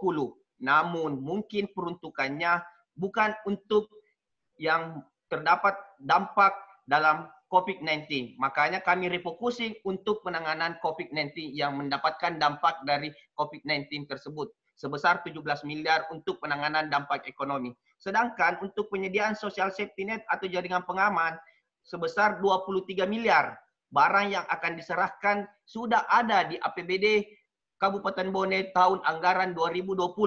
Kami refocusing sasarannya untuk masyarakat yang terkena dampak social safety net dalam pandemi COVID-19. Itulah rincian yang 50 miliar dalam kegiatan dan program kegiatan yang dilaksanakan oleh perangkat daerah. Itu tanpa melakukan atau mengusulkan rencana kebutuhan barang, kegiatan tersebut akan terlaksana sebesar 50 miliar. Karena kenapa? Dalam visi misi Bapak Bupati untuk kemandirian Kabupaten Bone perlu juga mengembangkan penanganan dampak ekonomi sehingga sejalan dengan visi misi Bapak Bupati untuk penanganan dampak ekonomi Kabupaten Bone dipusatkan untuk pandemi COVID-19. Seperti itu. Dan untuk belanja tidak terduga saya rincikan dari 32 M itu untuk penanganan kesehatan sebesar 12 miliar. Yang mana yang tadi disampaikan oleh Saudara Dedi, 1,5 miliar itu yang ada di APBD pokok. APBD pokok 2020. Itu sudah ada ditetapkan oleh pemerintah daerah dan Dewan Perwakilan Rakyat Kabupaten Bone, ditetapkan di APBD 2020. Itu sebesar 1,5 miliar. Dan kami melaksanakan realokasi anggaran. Realokasi anggaran itu dengan komitmen Bapak Bupati menambahkan dan ditampunglah hasil realokasi anggaran tersebut di belanja tidak terduga. Maka belanja tidak terduga yang awalnya 1,5 M menjadi sebesar 32 miliar rupiah. Yang rinciannya dengan penanganan dampak ekonomi 10 miliar dan penyediaan safety sosial sebesar 10 miliar, total 32 miliar, sehingga total untuk alokasi penggunaan APBD tahun anggaran 2020 untuk penanganan pandemi COVID-19 sebesar 82 miliar. Namun apabila teman-teman atau saudara ingin melihat rincian SKPD yang melaksanakan atau terlibat dalam pandemi COVID-19, kami khususnya di Badan Pengelolaan Keuangan tidak pernah menyembunyikan data. Kami memberikan data dengan terinci. Seperti itu. Terus pertanyaan kedua dari Saudara Iwan Taruna, persiapan anggaran defisit. Untuk persiapan defisit. Kabupaten Bone minggu lalu sebenarnya sudah mengalami defisit anggaran atas pengurangan dana transfer daerah dan dana desa sebesar 219 miliar. Namun dengan ketegasan kepala daerah, dalam hal ini Bapak Bupati langsung melakukan refocusing dan realokasi anggaran sebesar 200 miliar dari seluruh perangkat daerah untuk menutupi defisit tersebut. Sehingga minggu lalu pemerintah Kabupaten Bone melaporkan ke Kementerian Keuangan dan Kementerian Dalam Negeri APBD dengan posisi berimbang, dengan surplus, seperti itu. Dan saya beralih ke Saudara Uli Rahman, yang mana menyinggung rencana kebutuhan barang yang diusulkan oleh BPBD. BPBD mengusulkan sebesar 3 miliar, yang mana rincian untuk uang lelah 50.000. Namun kalau kami memperhatikan dari RKB-nya, di situ ada insentif bukan 50.000, namun di situ terinci 500.000 per orang setiap pos jaga. Seperti itu, 500.000. Namun apabila kalau mungkin yang diperlihatkan oleh teman-teman di BPBD atau siapapun, ataupun informasi yang didapatkan seperti 50.000 itu, mungkin saja 50.000 itu dikali 10 hari per orang, sehingga nominalnya mencapai 500.000 per orang. Itulah yang dibayarkan untuk petugas pengamanan, petugas pos jaga yang ada di perbatasan di masing-masing pos. Di masing-masing 7 pos itu ada masing-masing 7 orang. Sehingga alokasi anggarannya diberikan 50.000 per hari atau sekaligus dalam 1 bulan 500.000, saya kira nilainya sama 500.000. Dan tadi sempat disinggung bahwa adanya perintah untuk posko kecamatan untuk menyiapkan APD. Sebenarnya di sini bukanlah pemerintah daerah untuk memerintahkan perangkat kecamatan atau posko kecamatan dan posko perbatasan untuk menyiapkan APD. Namun mereka lah yang membuat usulan kepada BPBD untuk penyiapan APD. Namun mungkin dalam hal ini BPBD tidak dapat menyanggupi permohonannya, sehingga mereka diberikan anggaran untuk melakukan penyiapan APD tersendiri masing-masing di seluruh pos dan seluruh kecamatan. Seperti itu untuk Saudara Uli Rahman. Terus adanya masker atau masker yang dialokasikan untuk posko kecamatan atau posko perbatasan. Itu sebenarnya benar adanya karena yang diperuntukkan adalah petugas pos, khusus petugas pos yang dianggarkan untuk masing-masing petugas yang melakukan penjagaan atau pelayanan di masing-masing pos perbatasan dan pos kecamatan. Seperti itu. Namun adanya anggaran untuk pembelian masker dan di posko induk itu adalah sebenarnya untuk teman-teman yang bersukarela untuk melakukan penjagaan dan melakukan patroli atau melakukan kegiatan-kegiatan untuk pencegahan COVID-19 itu. Dan kemungkinan juga saya juga secara terinci mungkin kemungkinan bahwa itu dibagikan untuk masyarakat seperti itu, khusus untuk masker kain tadi tersebut. Dan disinggung juga bahwa adanya perintah untuk pengadaan jas hujan. Jas hujan apabila dikatakan bahwa jas hujan tidak memenuhi persyaratan untuk APD di posko perbatasan atau posko di kecamatan, kita anggap seperti ini logikanya. Apakah pertanyaannya ada masyarakat yang terdampak COVID-19 yang bersentuhan dengan petugas jaga di situ sehingga harus memenuhi persyaratan seperti itu. Namun bukanlah sebenarnya ranah saya untuk menjawab hal ini. Cuma saya memberikan gambaran bahwa APD yang semacam jas hujan itu hanya untuk diberikan untuk mengantisipasi teman-teman yang melakukan penjagaan dan melakukan tugas di pos-pos perbatasan. Seperti itu. Saya beralih ke Saudara Dedi Hamzah. Alokasi anggaran yang 1,5 M tadi itu yang telah saya mukakan bahwa benar adanya bahwa sebenarnya di BPBD itu sebagai penanggung jawab bencana dia menggunakan Peraturan Menteri Nomor 21 Tahun 2011 untuk penggunaan dana belanja tidak terduga. Sehingga dalam komponen usulan tersebut ada beberapa yang diusulkan adalah APD. APD untuk dinas kesehatan dan rumah sakit. Namun ternyata APD yang dipesan itu sebahagian belum sampai. Sehingga harapkan APD yang maksimal mungkin itu yang menjadi kendala teman-teman di dinas kesehatan dan rumah sakit. Sehingga pendistribusian sesuai permohonan yang diusulkan oleh seluruh puskesmas tidak terpenuhi sepenuhnya. Karena kenapa? Pengadaan APD itu terhambat, tidak sepenuhnya datang secara bertahap.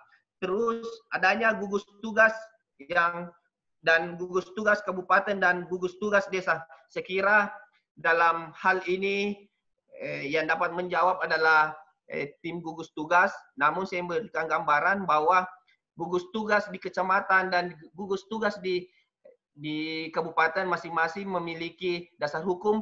Kalau di desa itu mereka menggunakan Peraturan Menteri Desa Nomor 8 Tahun 2020 tentang Desa Tanggap COVID dan penegasan padat karya tunai. Sedangkan untuk gugus tugas induk, ya mungkin dia juga menggunakan regulasi yang berbeda sehingga tugas dan fungsinya pasti akan berbeda pula. Seperti itu.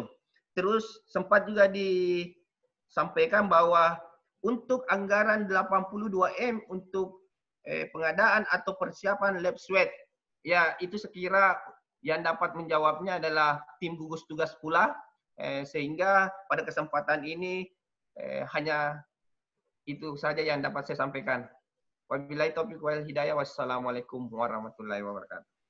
Waalaikumsalam warahmatullahi wabarakatuh. Terima kasih Adinda saya, Andi Iqbal, yang memberikan penjelasan yang begitu terang ke kita. Akhirnya beberapa pertanyaan-pertanyaan yang liar dan beberapa pertanyaan-pertanyaan yang teman-teman pendam ini bisa terjawabkan sedikit demi sedikit.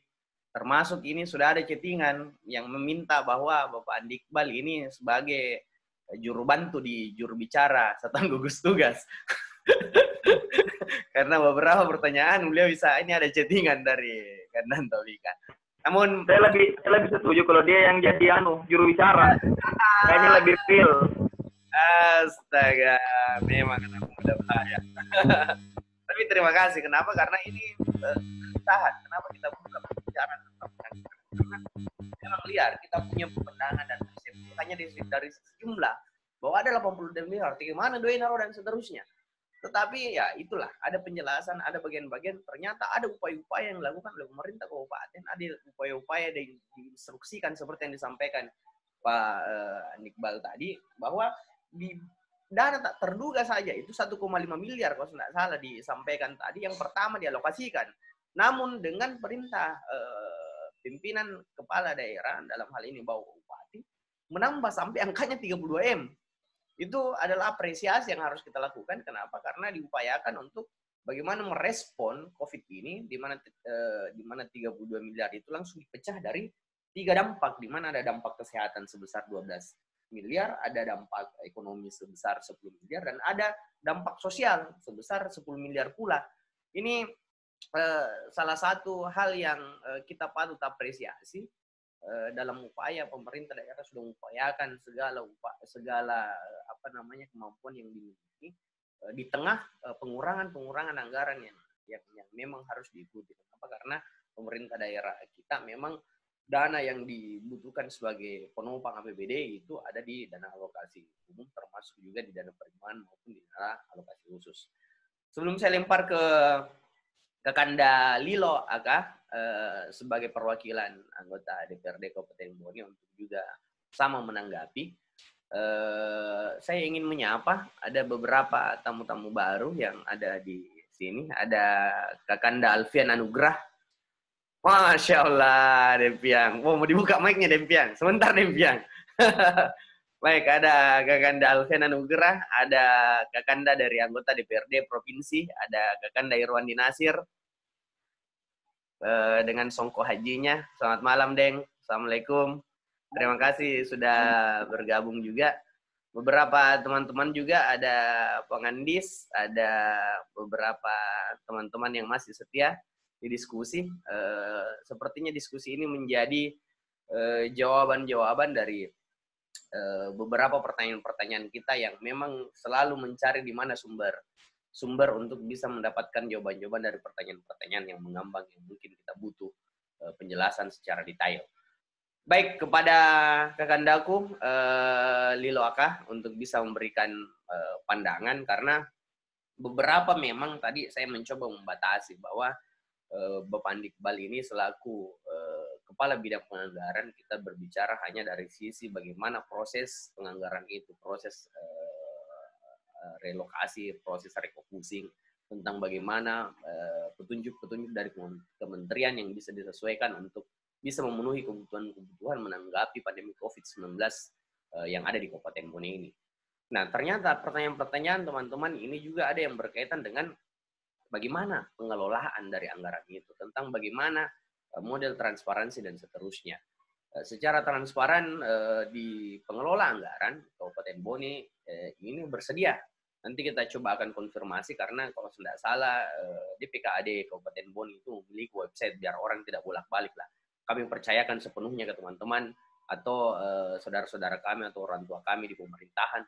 Silahkan bekerja semaksimal yang bisa dibuat untuk tidak diganggu dengan pertemuan. Ada media website yang bisa diberikan sebagai sarana untuk bisa memberikan informasi-informasi. Dan saya rasa teman-teman yang hadir di sini dalam konteks milenial juga bisa membantu mengkonsumsi datanya dan membantu menginformasi kepada beberapa pihak yang lain tentang bagaimana bisa menerima informasi terhadap kebutuhan-kebutuhan data yang ada.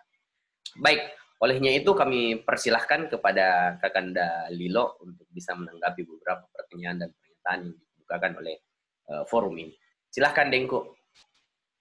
Bismillahirrahmanirrahim. Jadi saya mau menyalami dulu anggota DPR RI Andi Rio. Selamat malam, Puang Rio. Juga Puang, ya Puang.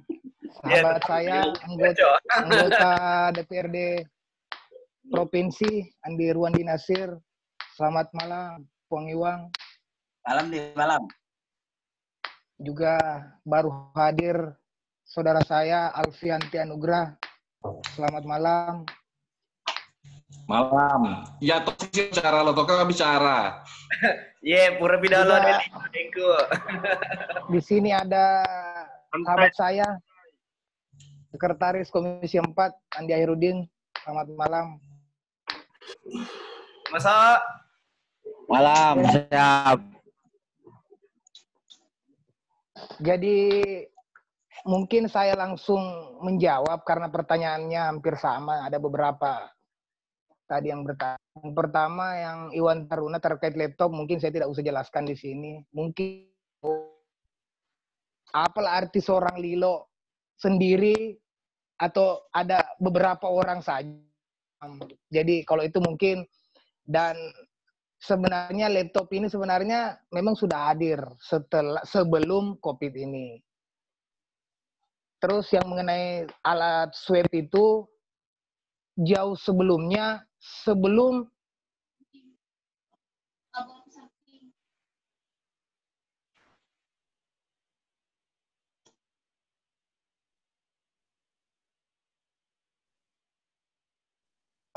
suaranya. Tapi dengan tutup kamera dulu. Sebelum shopping ini terpublis. Tetapi memang ada prosedur. Memang ada prosedur yang Boni belum miliki. Makanya itu swab ini belum bisa. Jadi terkait suara-suara di luar mengenai banyak di publik menanyakan bagaimana kerja-kerja 45 anggota DPRD Kabupaten terkait penanganan dan penanggulangan 19 ini, sebenarnya kami sangat bersedih ketika ada di luar bilang kita itu bekerja. Jadi begini, terkhusus ya untuk komisi saya, itu hampir tiap hari kita berdiskusi terkait, kebetulan kan konterval kami juga banyak yang mengenai COVID ini.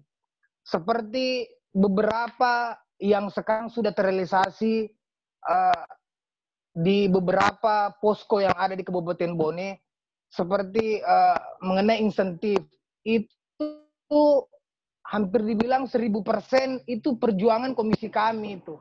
Jadi kami tidak mau mengikuti RDP sebelum itu diokekan.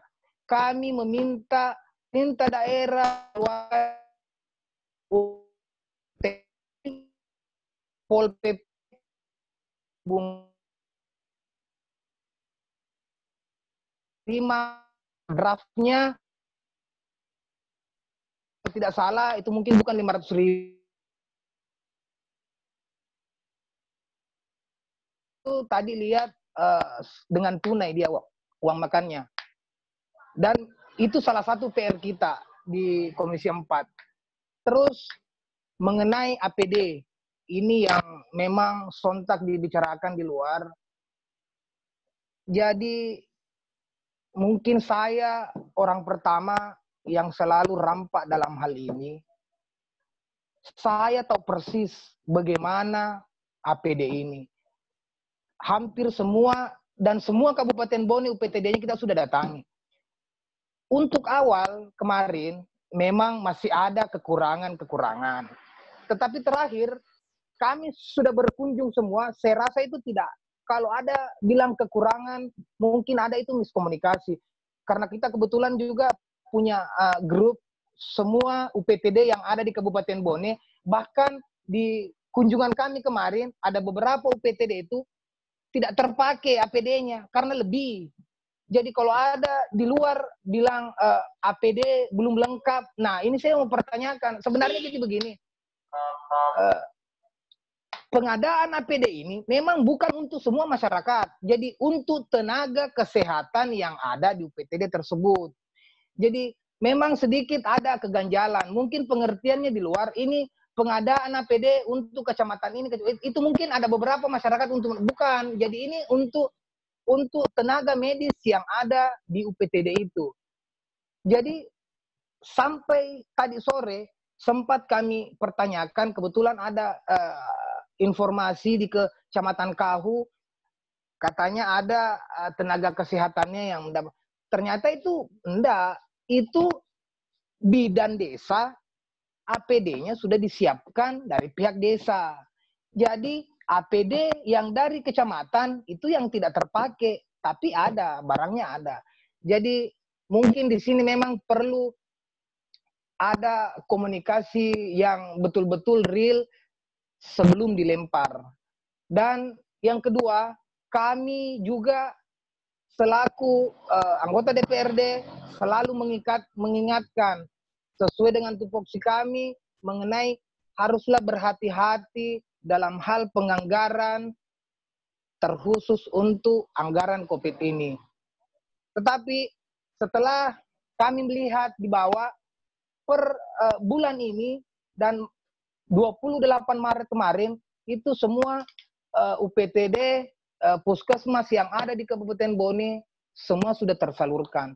Karena memang kita awal-awal memang kita memfreezer ada beberapa cuma terkendala mengenai pembelanjaan kemarin karena adanya beberapa UPTD yang takut membelanjakan karena memang untuk pertanggungjawabannya agak sulit, takutnya agak sulit, tapi setelah berkoordinasi itu sudah terbelanjakan mengenai harga yang rata-rata di atas standar. Jadi begitu. Adapun pertanyaan mengenai anggaran, sebenarnya memang penuh polemik di bawah. Jadi Dinas Kesehatan dalam hal ini kita sudah mereview dan memang anggaran yang ada di Dinas Kesehatan memang belum terbelanjakan sebagian. Ada yang belum terbelanjakan. Jadi kemarin saya juga sempat kaget, loh kok pengadaannya baru sampai di sini. Tetapi setelah kita cross check, memang ada beberapa memang yang belum terbelanjakan. Dan sampai sekarang masih Dinas Kesehatan masih mengupdate UPT-UPTD mana saja yang memang belum mencukupi. Tetapi kebetulan kita mempunyai grup, kita tiap hari selalu update. Sampai sekarang belum ada laporan dari UPTD mana yang belum lengkap ataukah masih menginginkan atau ada permintaan APD-nya di Dinas Kesehatan. Jadi untuk sementara saya bisa bilang kalau mengenai pengadaan APD saya pikir tidak ada masalah. Karena terus ada pertanyaan mengenai jas hujan. Jas hujan itu kemarin Komisi 4 sudah rapat mengenai jas hujan itu dan kami mempertanyakan pada salah satu dokter yang juga mungkin juru bicara gugus tugas ini itu mengatakan ketika standar untuk screening itu hanya menggunakan pakaian lengkap. Ketika untuk melakukan screening memakai jas hujan itu sudah di atas standar. Jadi makanya mungkin karena kami merasa kami bukan ahlinya, jadi kami menanyakan dan dia memperlihatkan ada beberapa catatan dan dari Kementerian Kesehatan, makanya kami mengambil kesimpulan ketika itu peruntukannya untuk screening itu tidak apa-apa untuk menggunakan jas hujan. Jadi mungkin itu yang bisa saya sampaikan. Lebih dan kurangnya mohon dimaafkan. Assalamualaikum warahmatullahi wabarakatuh. Waalaikumsalam warahmatullahi wabarakatuh. Terima kasih penjelasannya, Dengku. Memang agendanya sengaja kita undang ke sini, ke Kanda Muhammad Salam dan Lilo.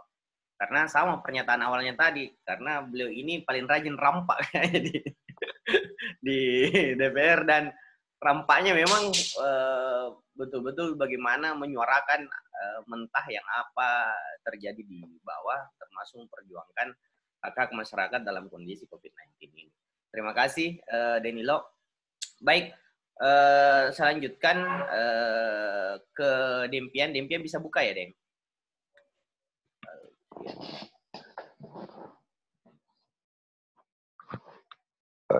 Saya yang buka kayaknya.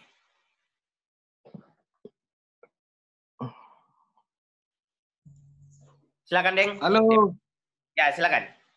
Thank you, makasih banyak, Dek. Ya, makasih banyak kesempatan ada di tempat ini. Khusus buat Bang Rio, I miss you. Salamnya Luna. Nanti kita mainkan Luna. Buat Kayuan, Roni Nasir, anggota DPR Provinsi. Saudaraku Simpe Lilo, anggota DPRD Kabupaten Bone. Dan Nadida semua, saudara-saudara semua yang sempat di Zoom ini. Assalamualaikum warahmatullahi wabarakatuh. Salam warahmatullahi wabarakatuh. Adinda Iqbal masih monitor ya? Masih, narasumber. Ya. Saya sedikit menyinggung di persoalan anggaran ya. Kalau menurut saya, anggaran 82 miliar itu tidak ada masalah sebenarnya. Yang saya ingin permasalahkan, yang ingin saya pertanyakan adalah di dalam melakukan sesuatu, di dalam menganggarkan sesuatu, harusnya kita temukan dulu titik nol untuk mendapatkan apa yang menjadi target kinerja kita. Pertanyaan saya, kita ini anggaran 82 miliar itu hadir, itu startnya dari mana? Ya. Dalam artian bahwa di mana STA 0 pekerjaan ini? Apakah satu orang terjangkit, ataukah 0 yang terjangkit, dan target kinerja kita apa yang kita akan capai? Itu tidak jelas. Ya. Saya tidak pernah menemukan jawaban dari siapapun terkait hal itu. TAPD, tim anggaran pemerintah daerah, apakah daripada eksekutif ataupun di DPRD, saya tidak pernah menemukan jawaban daripada di mana titik nol kita berangkat. Persoalan output jelas bahwa beli APD, beli apa dan sebagainya terhadap penanganan COVID ini, tapi outcome yang saya belum temukan. Target outcome kita tidak mungkin kita bisa estimate kalau STA 0 kita tidak ada. Saya misal mengatakan begini. Keluarin, nak. Pekerjaan konstruksi jalan, kita sudah bisa tentukan STA 0-nya dari jalan ini sampai titik 100%. Targetnya bagaimana? Itu saya tidak temukan di dalam proses anggaran penanganan COVID ini.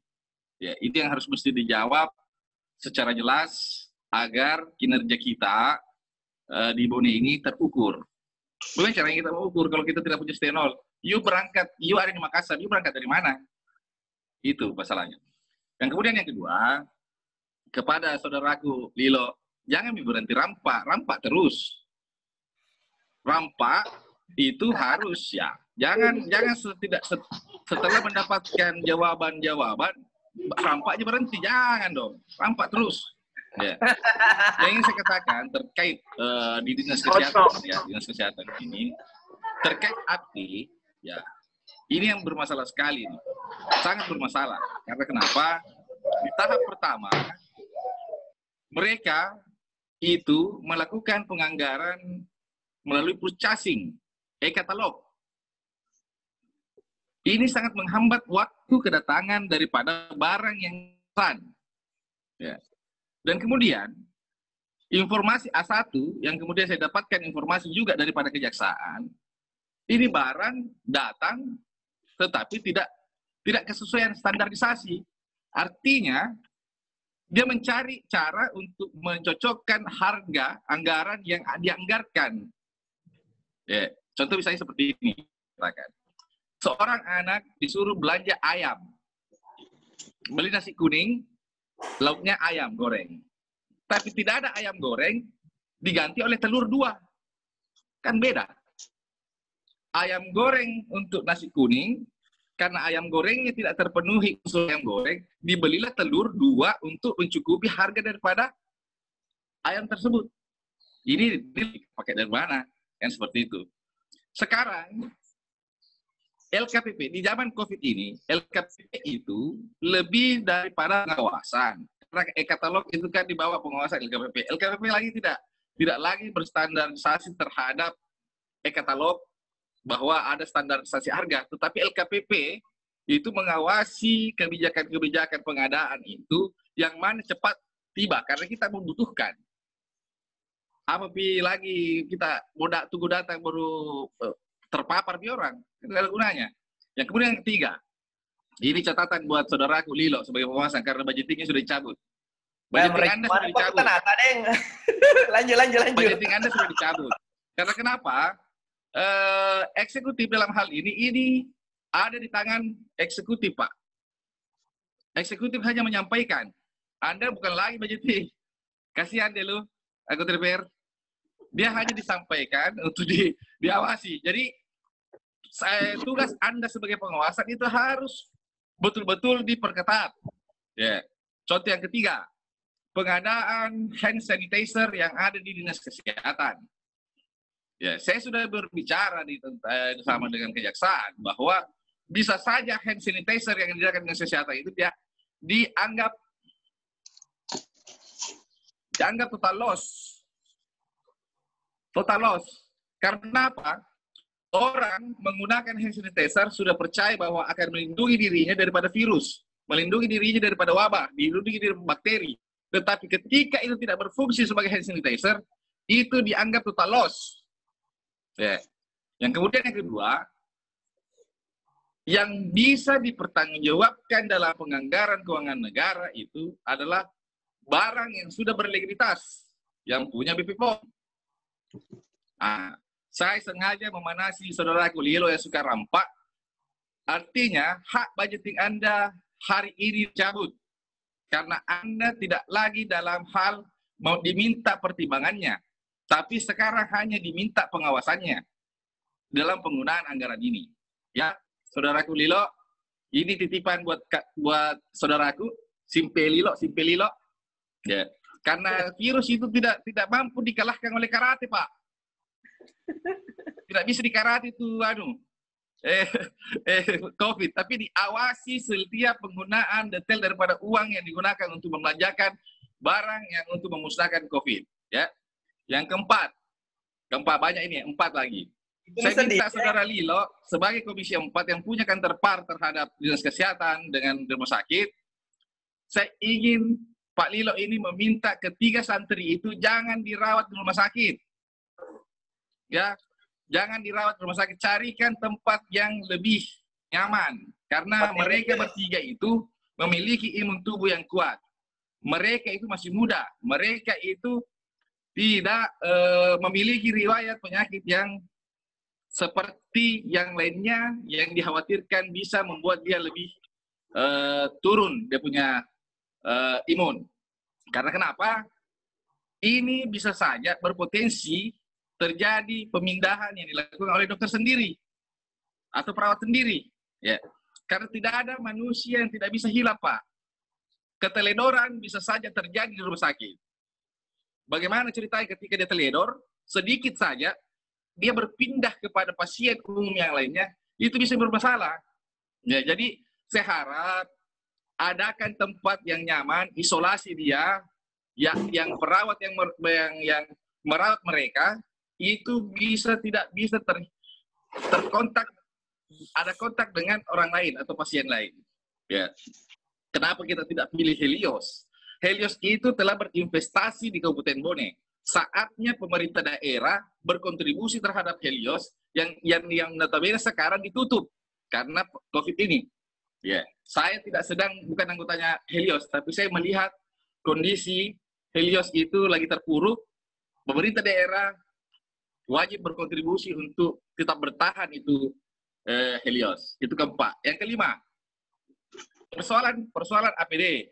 Ya, sepakat memang jas hujan itu di dalam penggunaannya yang salah itu ketika kemudian anggaran APD saset itu jas hujan dia pakai. Jas hujan tidak ada masalah disebut APD, tetapi penganggarannya jangan anggaran baju hazmat, Pak. Hazmat beda dengan jas hujan. Jas hujan boleh jadi APD, alat pelindung diri. Tetapi penganggaran untuk baju hazmat, jangan jas hujan yang digunakan. Itu persoalannya. Ya, semua APD. Yang kemudian yang keenam, Untuk anggaran kecamatan, jangan ditentukan ongkosnya, anggarannya. Berikan lihat dia keleluasaan untuk menganggarkan kepentingannya, bahan bakar dan sebagainya. Karena Teluk Limpoe dengan Bontocani, dengan Mare, itu berbeda bahan bakarnya. Jangan disamakan. Kebutuhan masing-masing kecamatan itu berbeda. Ya. Karena sekarang saya melihatnya mereka ditentukan apa yang menjadi belanja-belanja mereka. Ya. Yang kemudian keempat, terakhir karena ada di telepon istriku, suruh Mbak pulang. Ya, bagi teman-teman LSM, wartawan dan sebagainya, di saat inilah kalian dibutuhkan untuk melakukan pengawasan.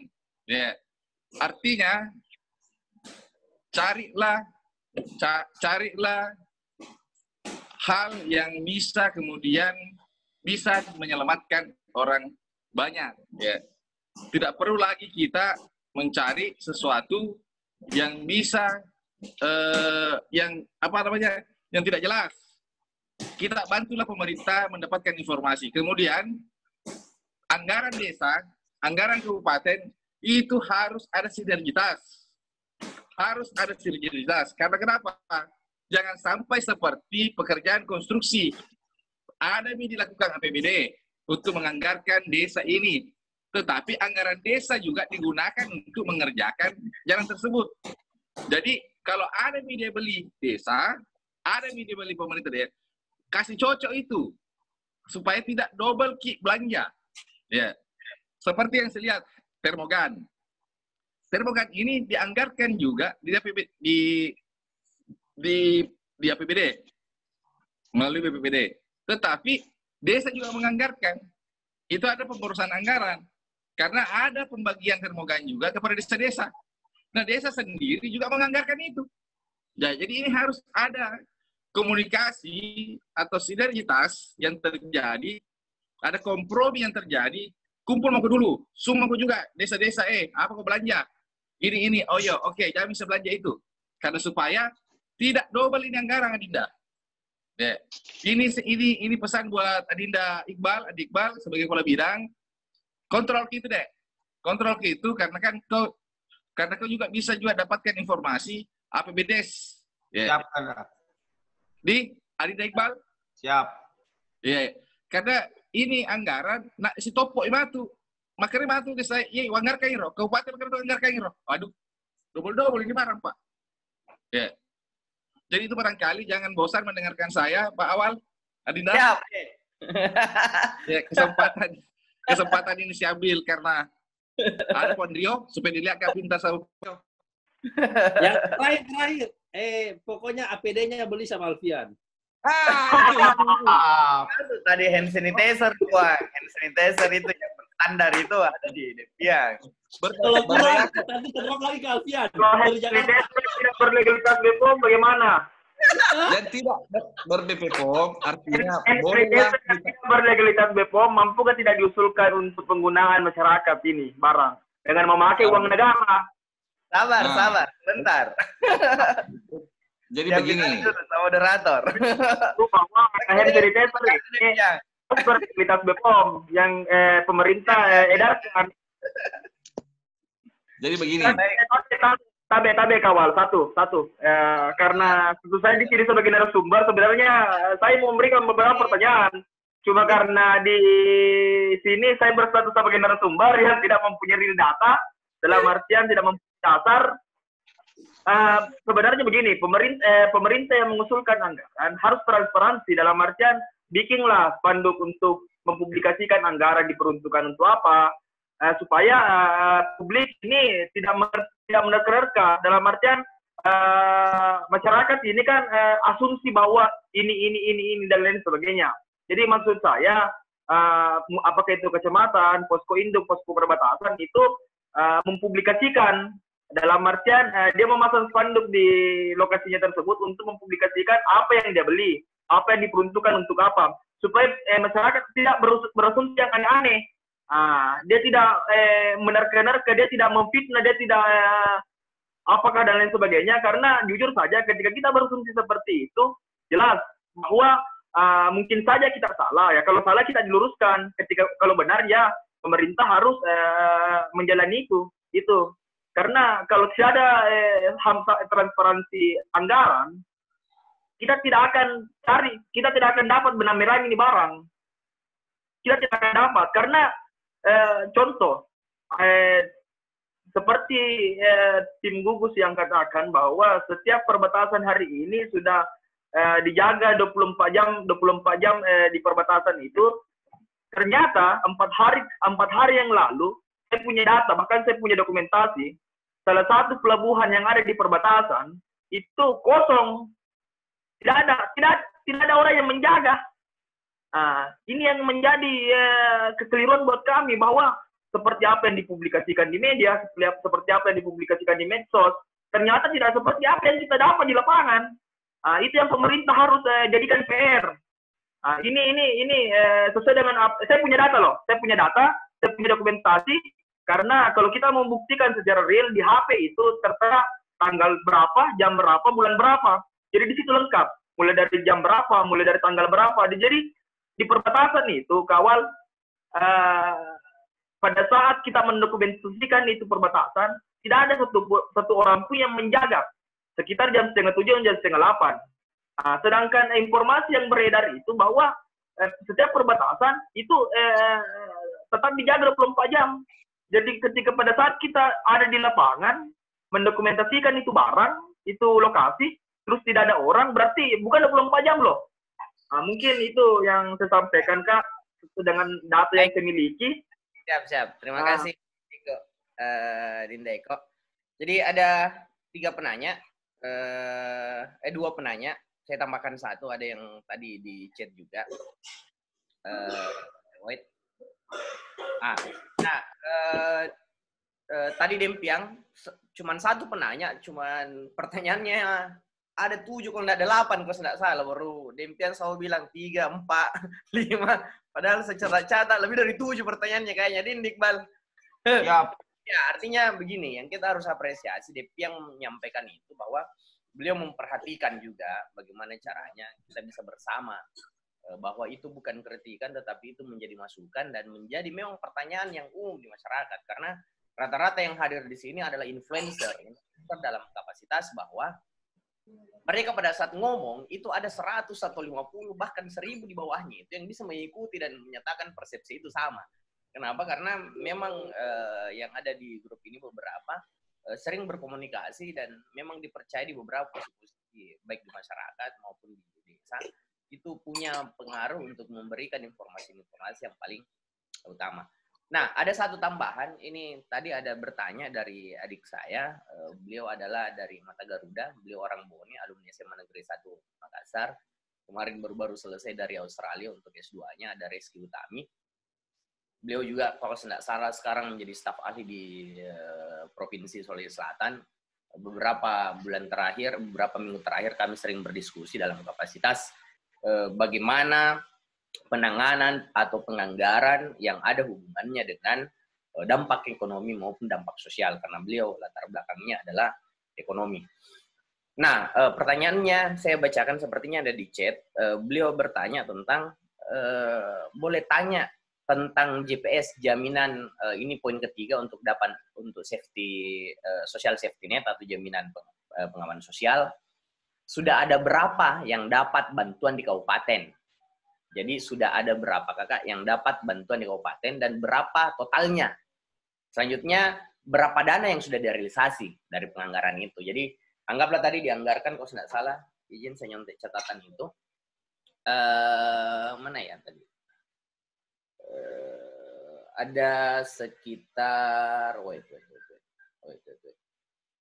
saya melihat catatannya ada sekitar 27,52 ya Pak Kabid, Pak Iqbal. Kalau salah sekitar 33 miliar anggaran untuk jaminan pengamanan sosial, terdiri dari APBD 23 miliar dan mohon maaf hostnya hilang baru sempat muncul kembali. Jadi anggarannya sekitar kalau jaminan pangan sosial sekitar 33 miliar, 23 miliar itu adalah APBD-nya dan 10 miliar itu untuk biaya tak terduga. Mungkin bisa disampaikan berapa yang sudah dialokasikan, berapa yang sudah direalisasikan, dan jika pun ada bantuan yang mungkin didapatkan untuk jaminan pangan sosial ini berapa nilainya. Baik, untuk waktu dan kesempatan di sesi terakhir mungkin ini karena sudah tidak terasa, kita sudah ada di jam 11:30 malam dan ini sangat seru untuk kita diskusi. Saya persilahkan kepada adik saya, Kepala Bidang Anggaran, Andi Muhammad Iqbal Walinono, yang saat ini powerful untuk memberikan pencerahan ke kita semua terkait dengan penganggaran. Silahkan, Andi. Baik, terima kasih atas kesempatannya. Saya bermula dengan Kanda Alfian yang mempertanyakan titik nol dilakukan penganggaran untuk COVID-19. Jadi setelah terbitnya keputusan Presiden nomor 12 tahun 2020 tentang penetapan bencana non-alam penyebaran COVID-19 sebagai bencana nasional, maka dikeluarkanlah Peraturan Menteri Dalam Negeri nomor 20 tahun 2020 tentang percepatan penanganan COVID-19. Seperti protokol penggunaan belanja tidak tugah disuntikan dapat lancar. Bagaimana pemerintah yang tidak tersedia anggaran dalam APBD? BT gunakan dalam